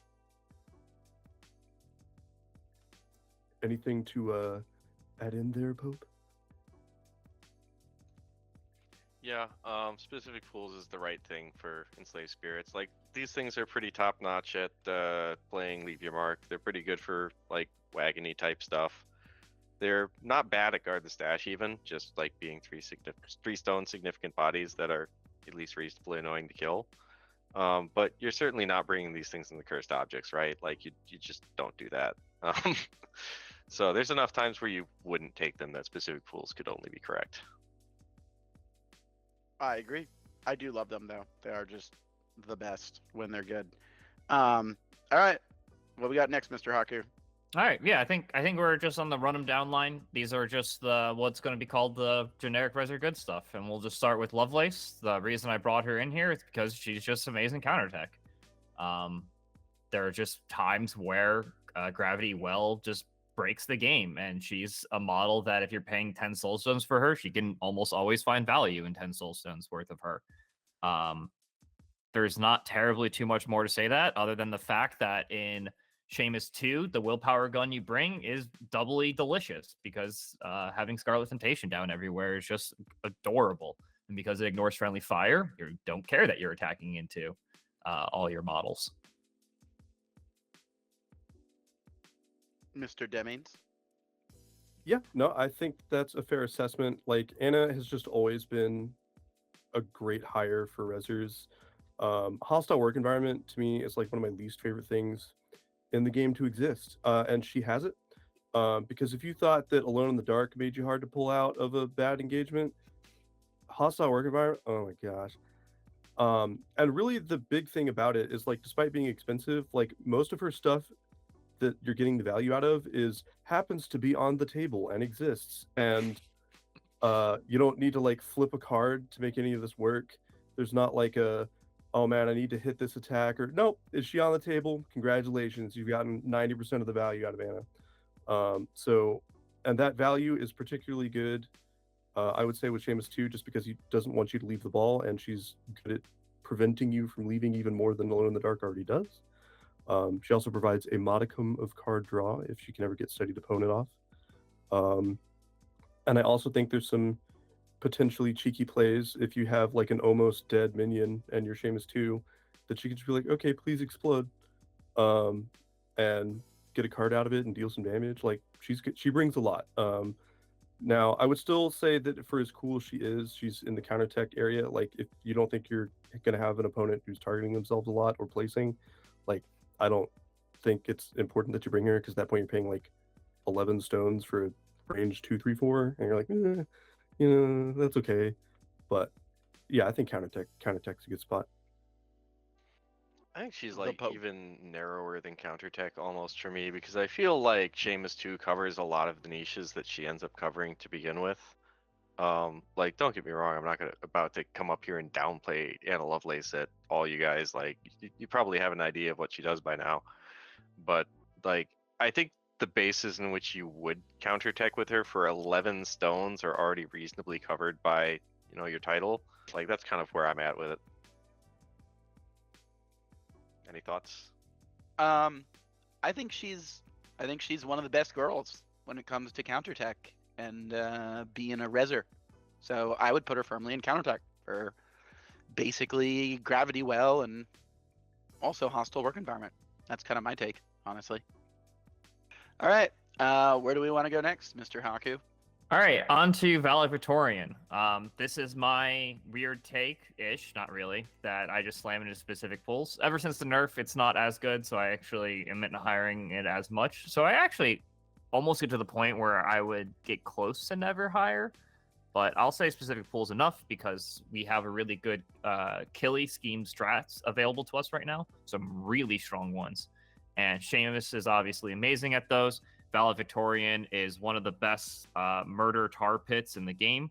You would only be taking this guy, I'm pretty sure, in Seamus 1, probably never in Seamus 2. And yeah, you get to just go and kill, stun. You can kind of argue that the stun is counterattack a little bit, but you have other ways of getting stun, so not that big of a deal. And it's really very much also like I'm hiring Sloth and committing to the fast my undead models, and then the whole game is just immediately blitzkrieg them. So that's kind of looking like wedge kill pools, which a lot of tournaments have been running. Yeah, I don't think the Valedictorian's ever going to be a bad hire. Like, for me, the real kicker is, like, I feel like Seamus has different ways to accomplish the same objectives. So if you're sitting there with your barely formed thoughts of Reser hires and you're like, I hired Seamus, what do I take for him? Like, yeah, you can hire Valedictorian, but for the most part, she's not, other than the stun, which is very good and obviously pairs well with Scarlet Temptation, she's not bringing anything to the table that I don't want to try to accomplish with keyword models, but that's because, generally speaking, I'm a keyword loyalist. But yeah, I mean, she's good. I would put her debatably specific pools, debatably countertech. I don't like hiring either of the Transmortis models, frankly, out of keyword, but they're good. Yeah. I just slam it in specific pools. All right, Landon, Valley. Yeah, Valley's good. I can't say Valley's not good. I almost like put her into counter tech almost just because stun can be very valuable. But like, I don't know. Why is it specific pools and not most pools? Sell me on that.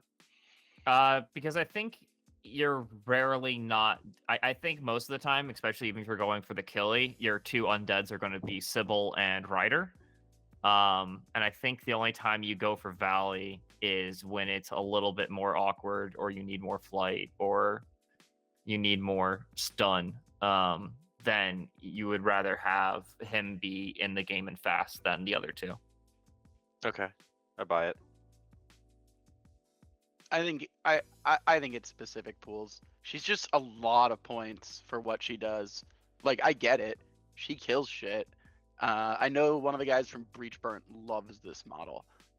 One of their resident Reser player loves this model. It's good. I get it. Like, it Death Machine go burr, but it feels like you have other ways to do that in both versions of Seamus, where you don't need to spend 11 points on an out of keyword hire to do that in Red Chapel. You know what? I'm going to challenge you too, because I'm not a keyword loyalist. I know Andre is a huge one, and this may be actually where how we play Seamus loyalist. 1 differently is. But what is the alternative? So you have Seamus, obviously. What is your second big beater that you think is the go-to big beater in Seamus 1 in particular? Especially because I know Andre is not the biggest fan of Sybelle. I like to use Dead Rider. He's fucking great. So you're fine with just one other, though, is what you're saying? Yeah. Interesting. When I play Seamus, I don't think I have like 3 death dealing machines that roll across the map and pick everything off and table an opponent.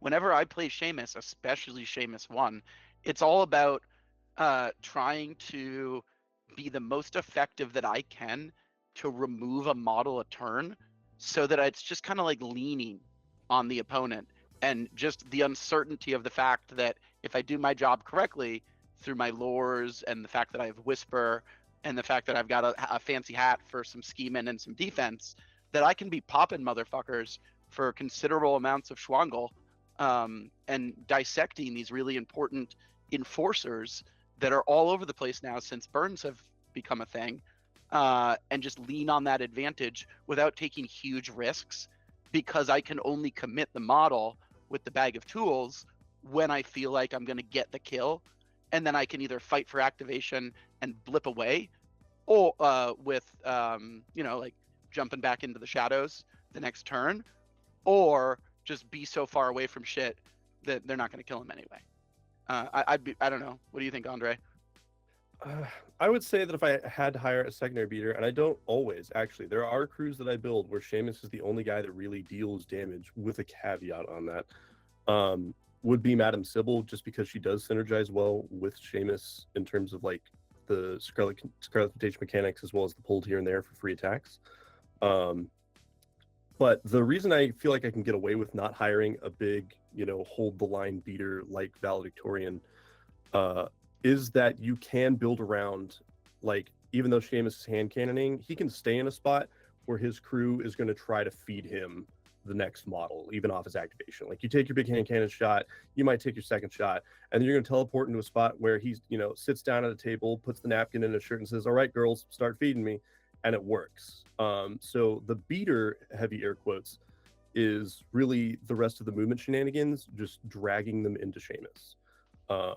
So in that sense, I don't feel like it's necessary to hire another beater, because to me, the most fun / reasonably effective play style is to get Seamus to just beat everything to death himself with Why Hello Love and all the movement shenanigans. So to me, that doesn't make that makes Valedictorian not a necessary hire, or anything like her ilk a necessary hire. Yeah, I buy Okay. that. Well, with that conversation, I'm just going to go on to continue it by putting Dead Rider in. I almost want to put him in most pools for the simple fact that, he's the main go-to all-star second beater that most people talk about, and I'm going to emphasize why I like second beater. So in a second, we'll talk about Sloth, but essentially how I play Seamus 1, which I'm guessing is, which I now know is very different, and this is probably why we have different values on Emissary, on Spirit, and each individual Soul Stone, is I very much believe in Seamus as a snowball. Whereas if I pick off your minions and I keep picking them off by just throwing these big chunky attacks into you, eventually I'm just going to whittle you down a lot quicker than you'll ever be able to do back in me. So I don't need to rely on movement shenanigan duels passing. I just have to just hit you with any duels because I'll be in your face immediately. That being said, Dead Rider's always been one of the go-to ones for doing that. You get you're pulsing out focus already. Now you're going to be giving all your beaters focus. And Sloth is going to be giving particularly most of the time Madam Sybelle and Dead Rider fast. I only pick 2 beaters for that specific reason, just because Sloth will fast both of them. And therefore, I feel like most of the time Dead Rider for me is always going to be my second take in most pools. Obviously, if we're talking Seamus 2, none of these conversations matter.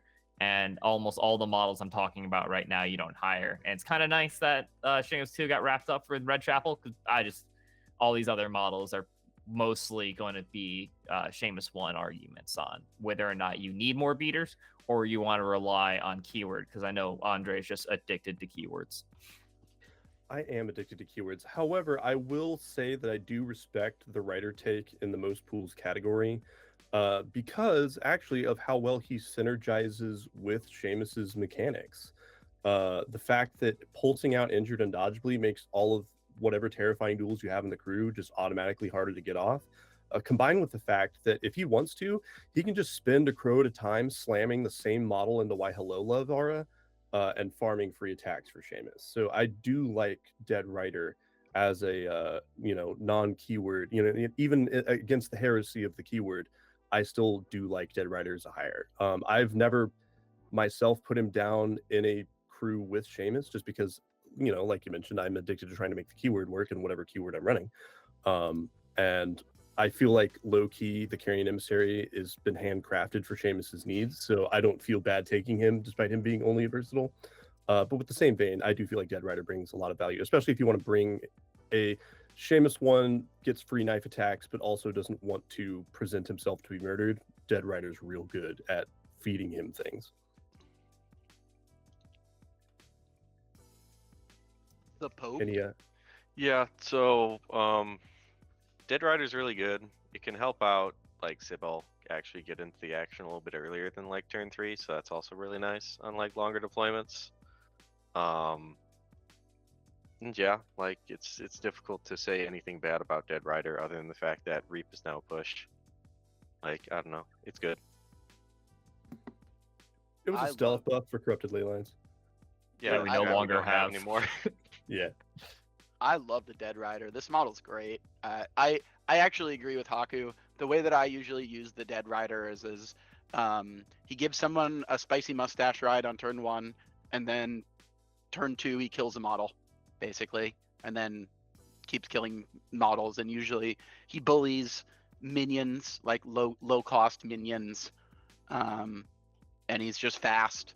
I like him in Seamus 2 because Ride With Me is really, really relevant there. Repositioning Seamus 2 with additional movement, I think, is really good. And I like him as just an independent operator of death in Seamus 1. So, yeah. I guess we keep him in most pools. He's just really expensive is the one thing that kind of sucks, where if you expose him on like turn 1 a little too cheekily or something, like I've had Sam just delete this model on turn 1 before with max 2 with very little effort, and it's happened a couple of times. One time with bad positioning, one time Max really Sam and Max did a number on me, but I don't know. Yeah, probably the tail end of most pools for me. All right. Well, onward to what I think makes those models good, which for me is going to be Sloth. So I'll also slam Sloth into most pools. Obviously, this is, again, another thing. Only Seamus 1, not Seamus 2. His main goal is he just makes everyone better. and that's pretty much it. He's an annoying model who can deny healing every now and then. That almost never comes up. Most of the time, you're going to be fasting Sybelle, fasting Rider, and then you just heal people for 3 and give them slow. And you actually have some condition removals in the crew, so it's not even too bad. Yeah, I agree with that. I feel like he actually does have a decent amount of value for Seamus too as well, because if your bells do start eating damage, handing them slow is a non-issue because you can just keep farming pounce to cleanse the slow and then continue to give them fast anyway. So resting in the blues really doesn't have a downside for them. And then obviously giving Sybelle another AP is just real nice. Mr. Pope. I think he comes pretty close to auto include for me, honestly. Like even in both versions, he's just really, really good. The fact that his melee is also versus willpower is just like candy. So like even in Seamus 2, like he's just like a good extra, you know, attack that your opponent resists on an egg flip, right? Even when he's not just doing the fast or stuff. So yeah, It's okay. no, We he's have duck good. sensors now, Pope. We've got duck sensor technology. You can swear on record. Yeah, I know. It's whatever. Watch, you ready? he's This will be good. a duck.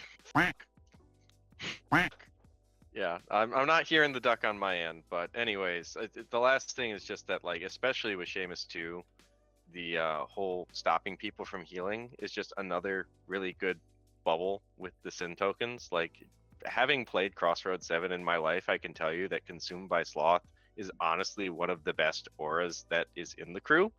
And it doesn't feel like it when you read it the first time.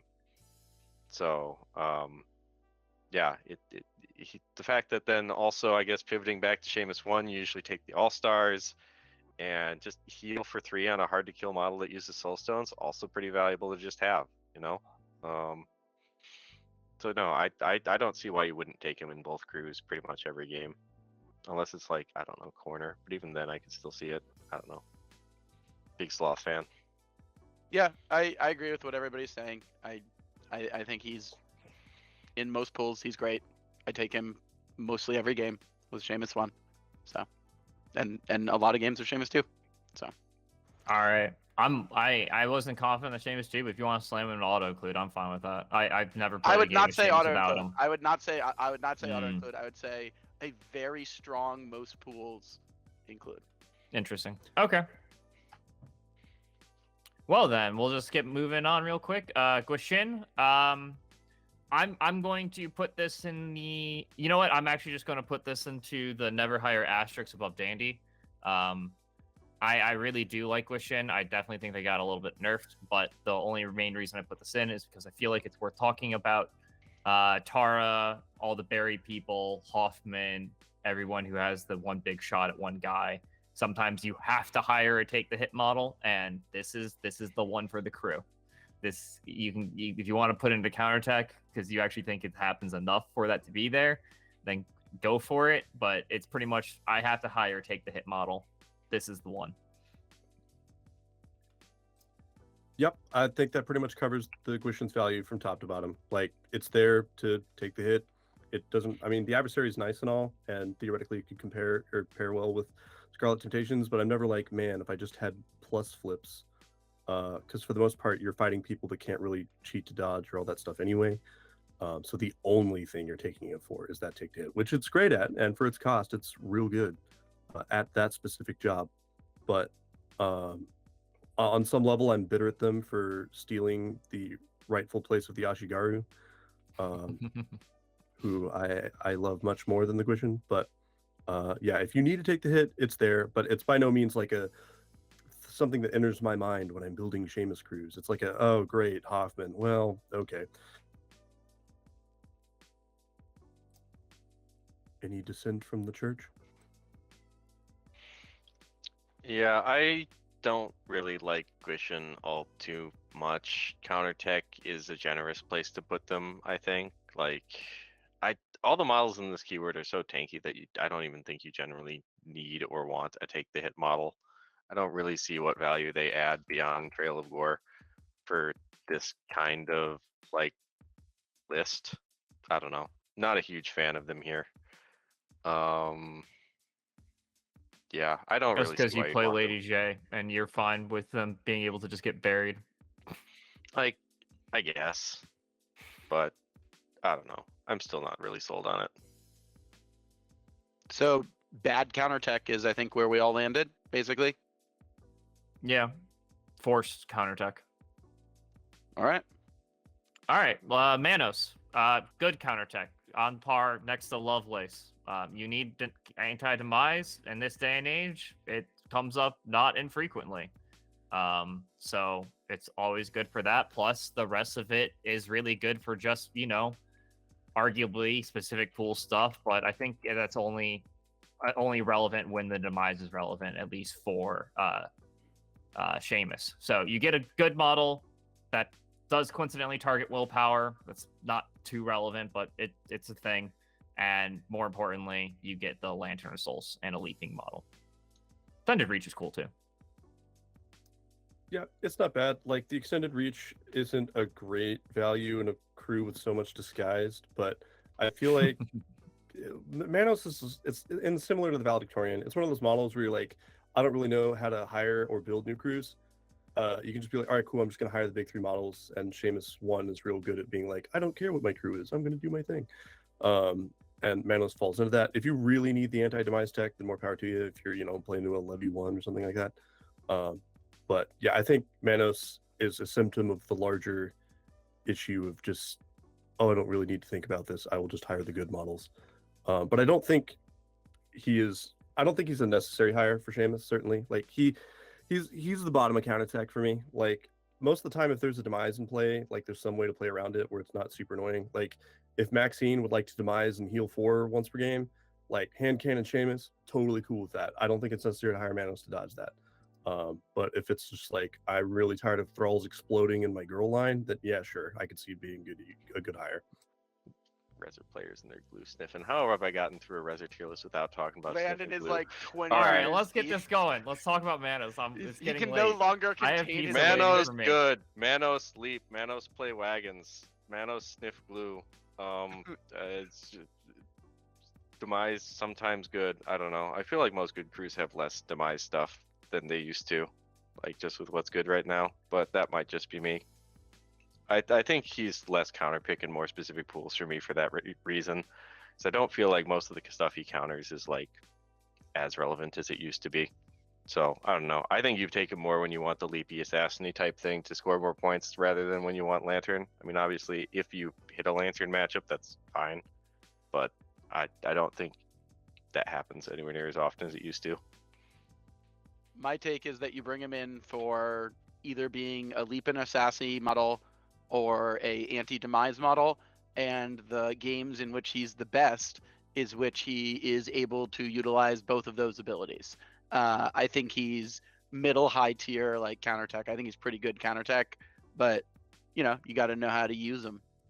But I think he's good. What do we got next, Mr. Haku? Nurse. For me, this is actually pretty easy as well.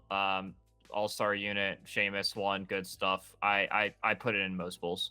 I actually, for me and Seamus 1, it's auto-include. I demand my ability to draw my 13 to make sure my gun goes off, or to draw the second severe to make sure I can actually, you know, when I focus shoot something, hit it for severe.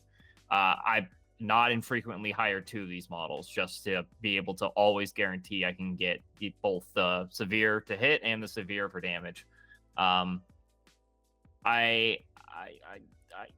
Yeah, that's it. Sometimes they get focused. It's cool. They don't always do that, but you know, ending conditions and healing is also really strong in this game as well. So for me, it's an auto include in Seamus 1. I'm not exactly sure where Andre puts it in Seamus 2, so I'll let him take it away.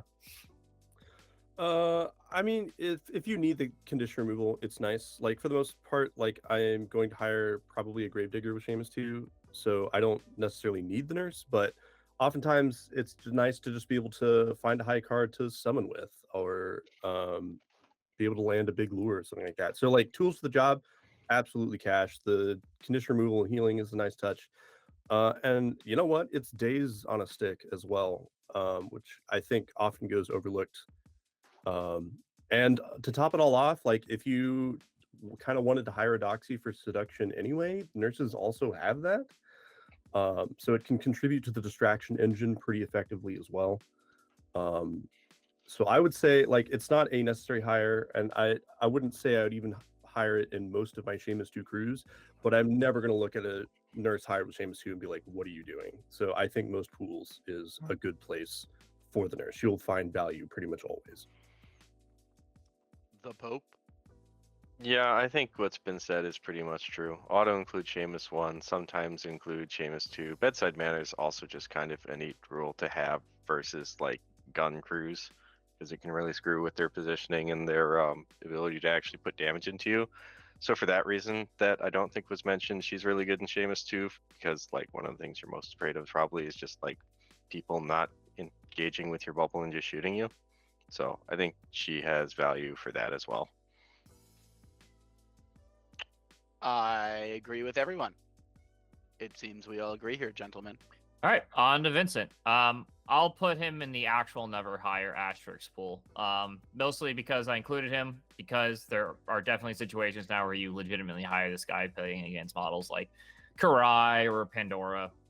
I think actually at the moment it's just those two. Anyone with the consistent summon every game, and you can just stone, blam, guy's dead. Also, the model's fine outside of that. But then that's specific pools. Plus, you told us to include him for specific pools. Not for pools, it would be That's for counterattack. So then he's just trash counterattack. He's not trash counterattack. He's broken counterattack against like 2 masters. So Also, clean up your John there, my man. Manos is looking mighty bad comparative. Yeah. I am a fan of having Manos next to Lovelace. Come on, we got to give him a the little other more 3 love. models. The only reason I say to include him is, and the only reason I want to put him in the never hire asterisks is specifically for people who are looking at the tier list instead of listening to us talk about it. And for people who are actually listening to us talk about it, they get to hear why Vincent is actually such a important unit for, in my opinion, specific matchups. The big one being Karai. I think not a small amount of people think Karai is ridiculously strong. If you are a Reser, they cannot play Karai against you because you can hire Lovelace and Vincent, and their world just sucks. Other than that, he's also fine in those matchups just because ignoring Incorporeal and Heart of Wound is good. And those Karai and Pandora being the only 2 matchups that are really relevant makes him, in my opinion, a pool that's like super specific counterattack if we wanted to really go nutty. And that's where I think like literally Mourner and in my opinion the Emissary is also at. These super specific counterattacks that you probably aren't hiring, but is worth paying attention to if you really want to get in depth on how Resers work. Yeah, Mr. Andre?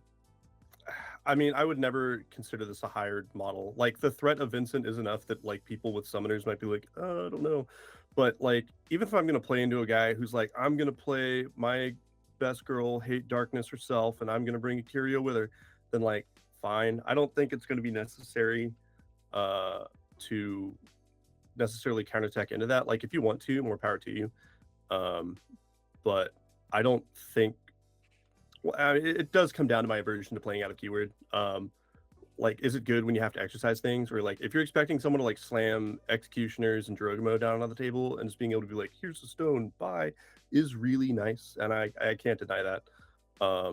But it comes back around to he is solving problems in a way that doesn't make me think critically about the game. And I don't like that. But he is good for when you want to delete summoners. So, and that's fair enough. The Pope. Yeah, I just don't think the matchup you mentioned he's even like necessary to label or layer in on top of Lovelace. I think Lovelace handles those perfectly fine, and that's why I was actually okay with the never hire asterisk. I just don't value Vincent very much as a model out of keyword, honestly, for his points. Like, having played the matchup of Reser player hiring Vincent into my summoner keyword, I just felt like Vincent wasn't actually all that important. I don't know. Not a fan. Savage. So then I guess he really is I'm wrong. I guess he really was a never hire. Haku, go right ahead and Put him in there, my friend. Yeah, and I, you know what? I just I because apologize you for guys are doubting saying- you, Your Grace. Look, I apologize. I disagree with Landon only a little bit, and that's just because his summoner is different than mine, and that's Karai. And I legitimately think if you see Vincent and Lovelace on the other side of the board as Karai, you guarantee lose the game. There's just really nothing you can do about it against another really good player, and Vincent does definitely pay for his soulstone costs in that scenario. Yeah, interesting. So now we have perhaps the spiciest meatball. By special inclusion, tonight only, we have Philip and the nanny ? Yeah, we're doing this for Andre. I would put this model in never higher, even in Forgotten, because I'll never play that keyword. But take it away, Andre. No, okay. Philip the Nanny is actually super synergetic with specifically Seamus 2. You would never play him in Seamus 1. But specifically in Seamus 2, the Scarlet Temptation Death Ball, he synergizes so well between having boring conversation to put up a duels to do anything that isn't walking or disengaging. You too can neg flip on that duel and probably just lose your activation doing anything of significance. On top of that, his damage output is actually kind of concerning with the same layup hit into negs on willpower, because unless your opponent is just dropping ski markers like they're going out of style, having a slow, a 1-3-4 damage track followed by another 2 damage ping is just real good.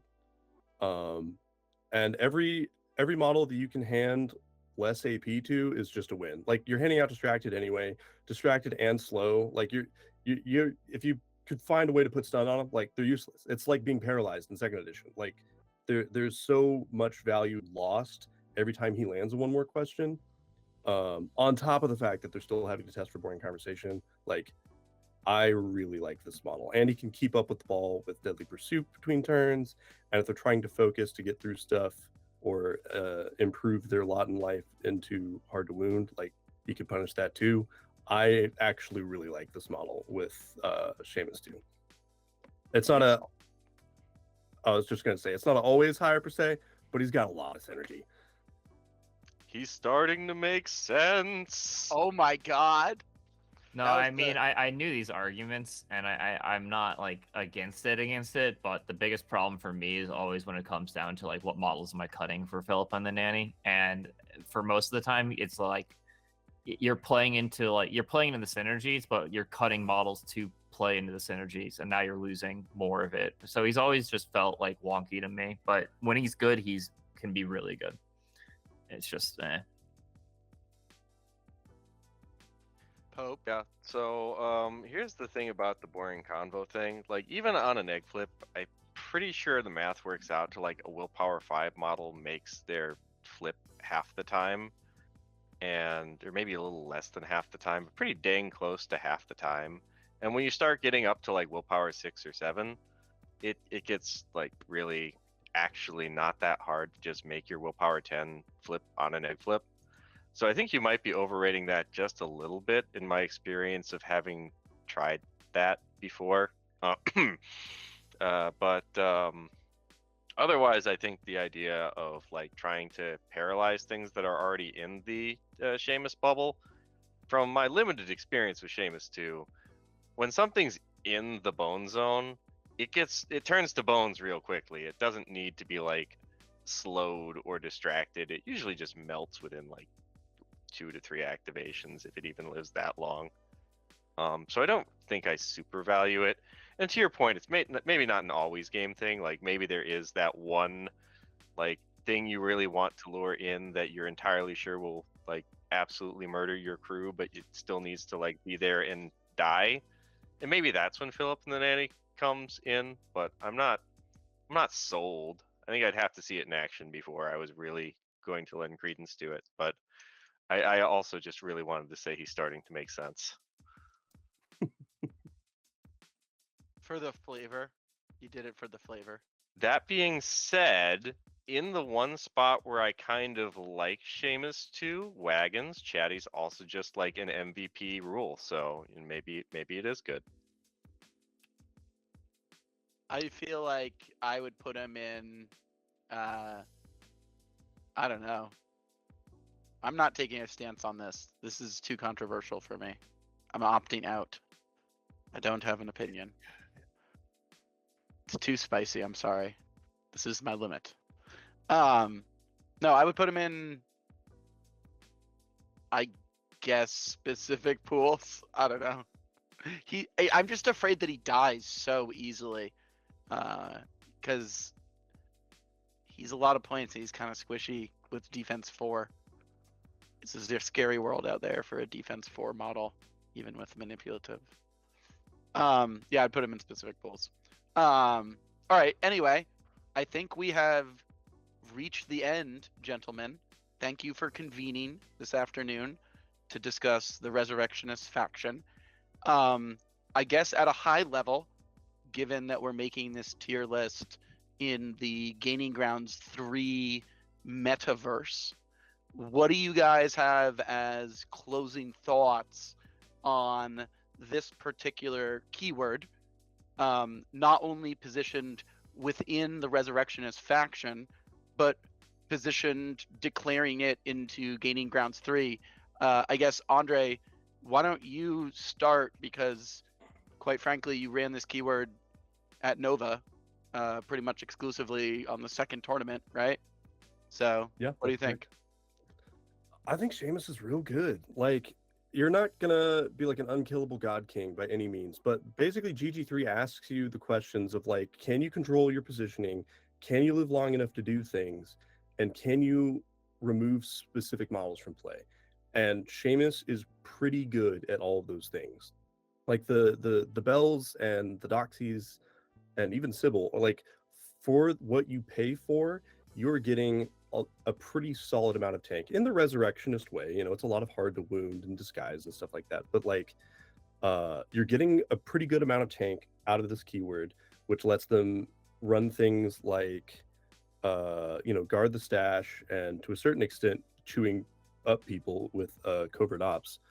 And then they also have the Doxies if you want to run kick the can, and if you want to go out of keyword for Enslaved Spirits, you can. But like, you can do it in the keyword, and it's still good.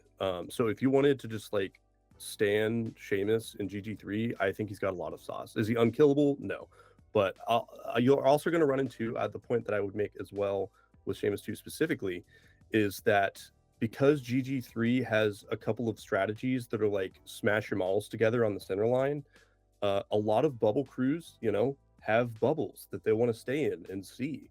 And if you can hit Alone in the Dark and turn those kind of crews off, you can really throw someone for a loop.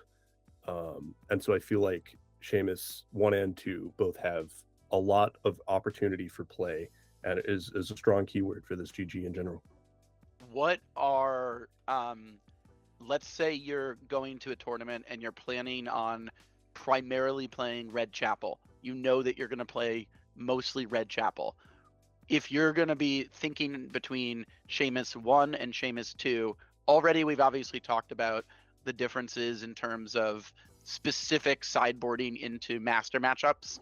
But if you're looking at strats, which ones do you think are best at which? Like, looking at the 4 core strats: Cursed Objects, Guard the Stash, Wagons, and what's the last one that I'm forgetting? Help me out, boys. Gentlemen. I'm blanking. First objects, covert ops. Covert operations. Covert ops. There we go. Yeah. Okay, yeah, it's usually one of the 2 COs. You know, we got 2 of them. Yeah. What do you guys think? What does the council think at large? Which ones are you looking to take into which primaries generally? And are there any schemes that specifically stand out to you that either would be exceptional at? I think that's an important question to ask the brain trust here. I'll lead the charge on this one. I feel like Seamus 1 is obviously really great for Cursed Objects, and for a couple of reasons. He doesn't want to present a front line as such. Like, he doesn't actually want to like have a scrum if he can avoid it.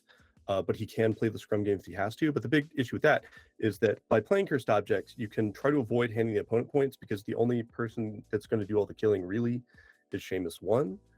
And so if he can take out that one key piece a turn, like cursed objects asks you to do, without presenting any exposed flanks for the enemy to try and score their points on, he brings a very good toolkit for that.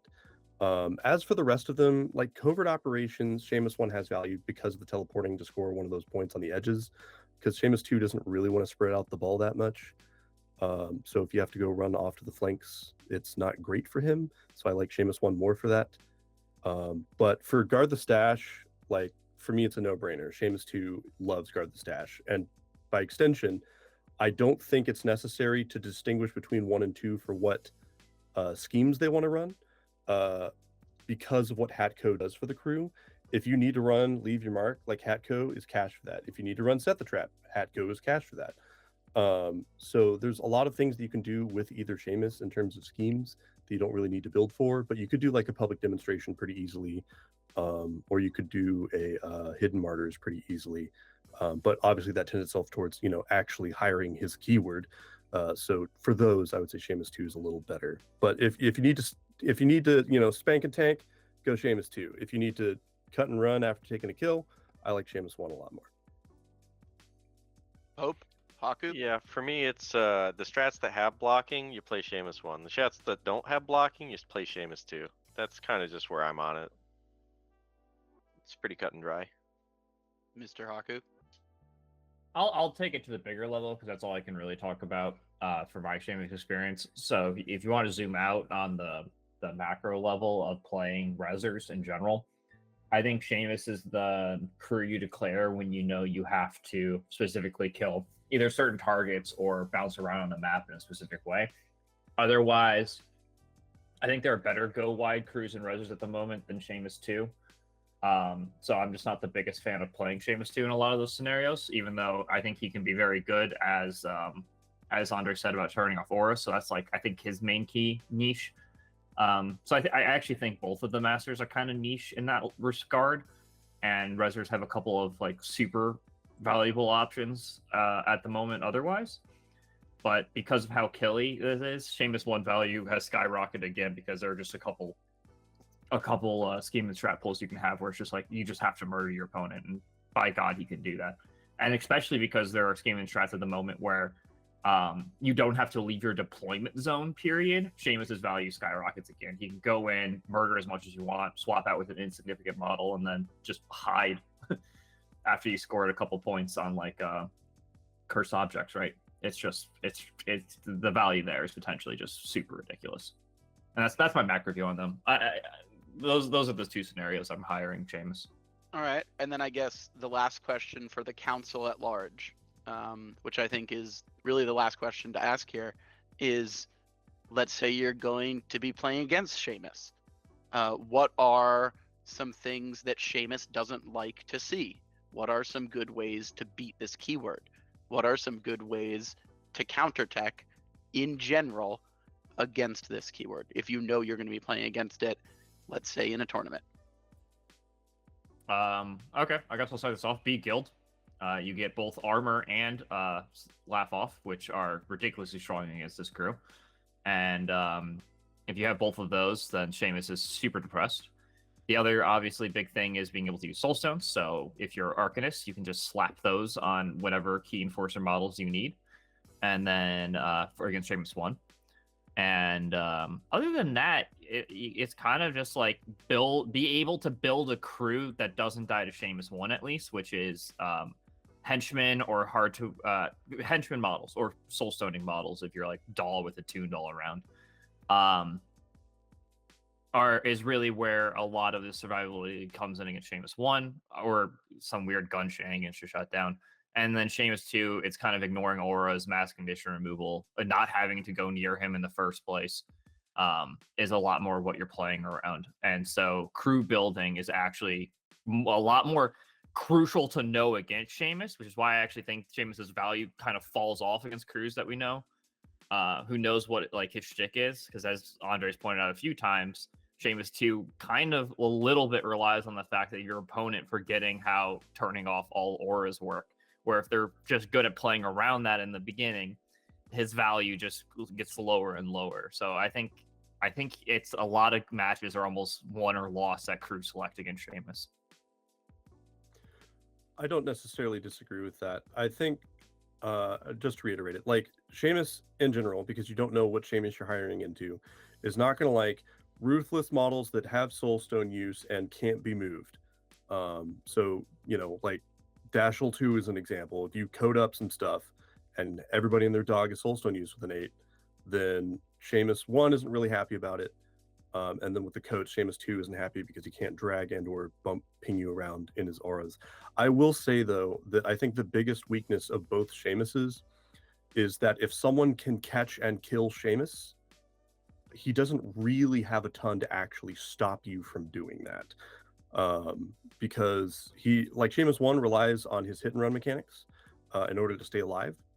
So if you can just YOLO dive across the map anyway, even after he ports back, and just start beating him and dragging him away from his blocking terrain, he has to spend quality time like putting his face back together and, you know, hoveling back to an impassable piece of terrain in order to teleport out.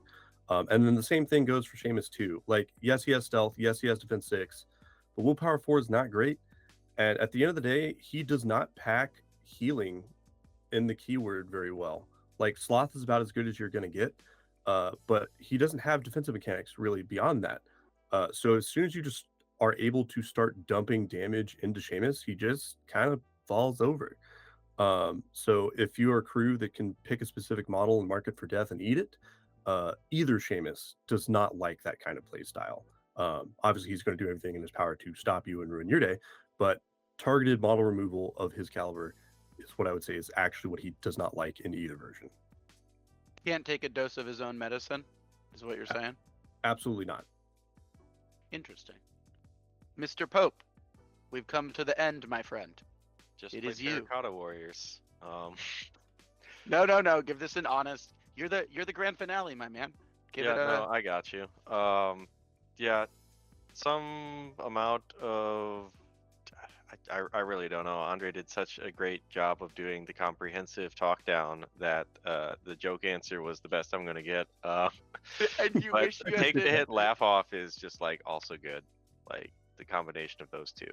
I don't think Andre mentioned take the hit in general, but take the hit can be nice because you get to choose who's going into the ball, or if you have the combination of take the hit and laugh off, you just like obviously don't get sent into the ball if you just discard a card. And then take the hit obviously has, you know, its own helpful bits versus Seamus 1 as well. So yeah, it's good. Fair enough. And see, this is why the Pope, you don't get to get the last one, because I certainly can't best anything you guys have said. So now I just get to do the outro. It's my sneaky way of not having any substantive thoughts. Well, guys, thanks for running along with us while we looked at the Red Chapel keyword. This was the second tier list breakdown video that was communally voted by you guys. It narrowly beat out the Ulik Sui combination, and we're going to keep doing it. You're going to see a vote from us go up on our community tab every time we publish a new video that is a tier list, and that vote is going to be live for 4 days, and at the end of the 4 days we're going to shoot the video, and so that's what we did with this one, and we're going to do it again. So we don't know exactly what we're going to be posting, but keep an eye on the channel, and when you see this go up, you will also see a vote on the community tab. So a big thank you to Andre Demings. You guys are going to see a lot more of him on the channel, as well as a lot of other friends of Danger Planet from the Malifaux competitive community all over the world, as we discuss different keywords and break them down and really talk about what makes a master function and tick, especially with a lens looking towards the Gaining Grounds 3 competitive metagame. So thanks, guys. We're gonna keep making more content. So subscribe and keep an eye peeled for the planet.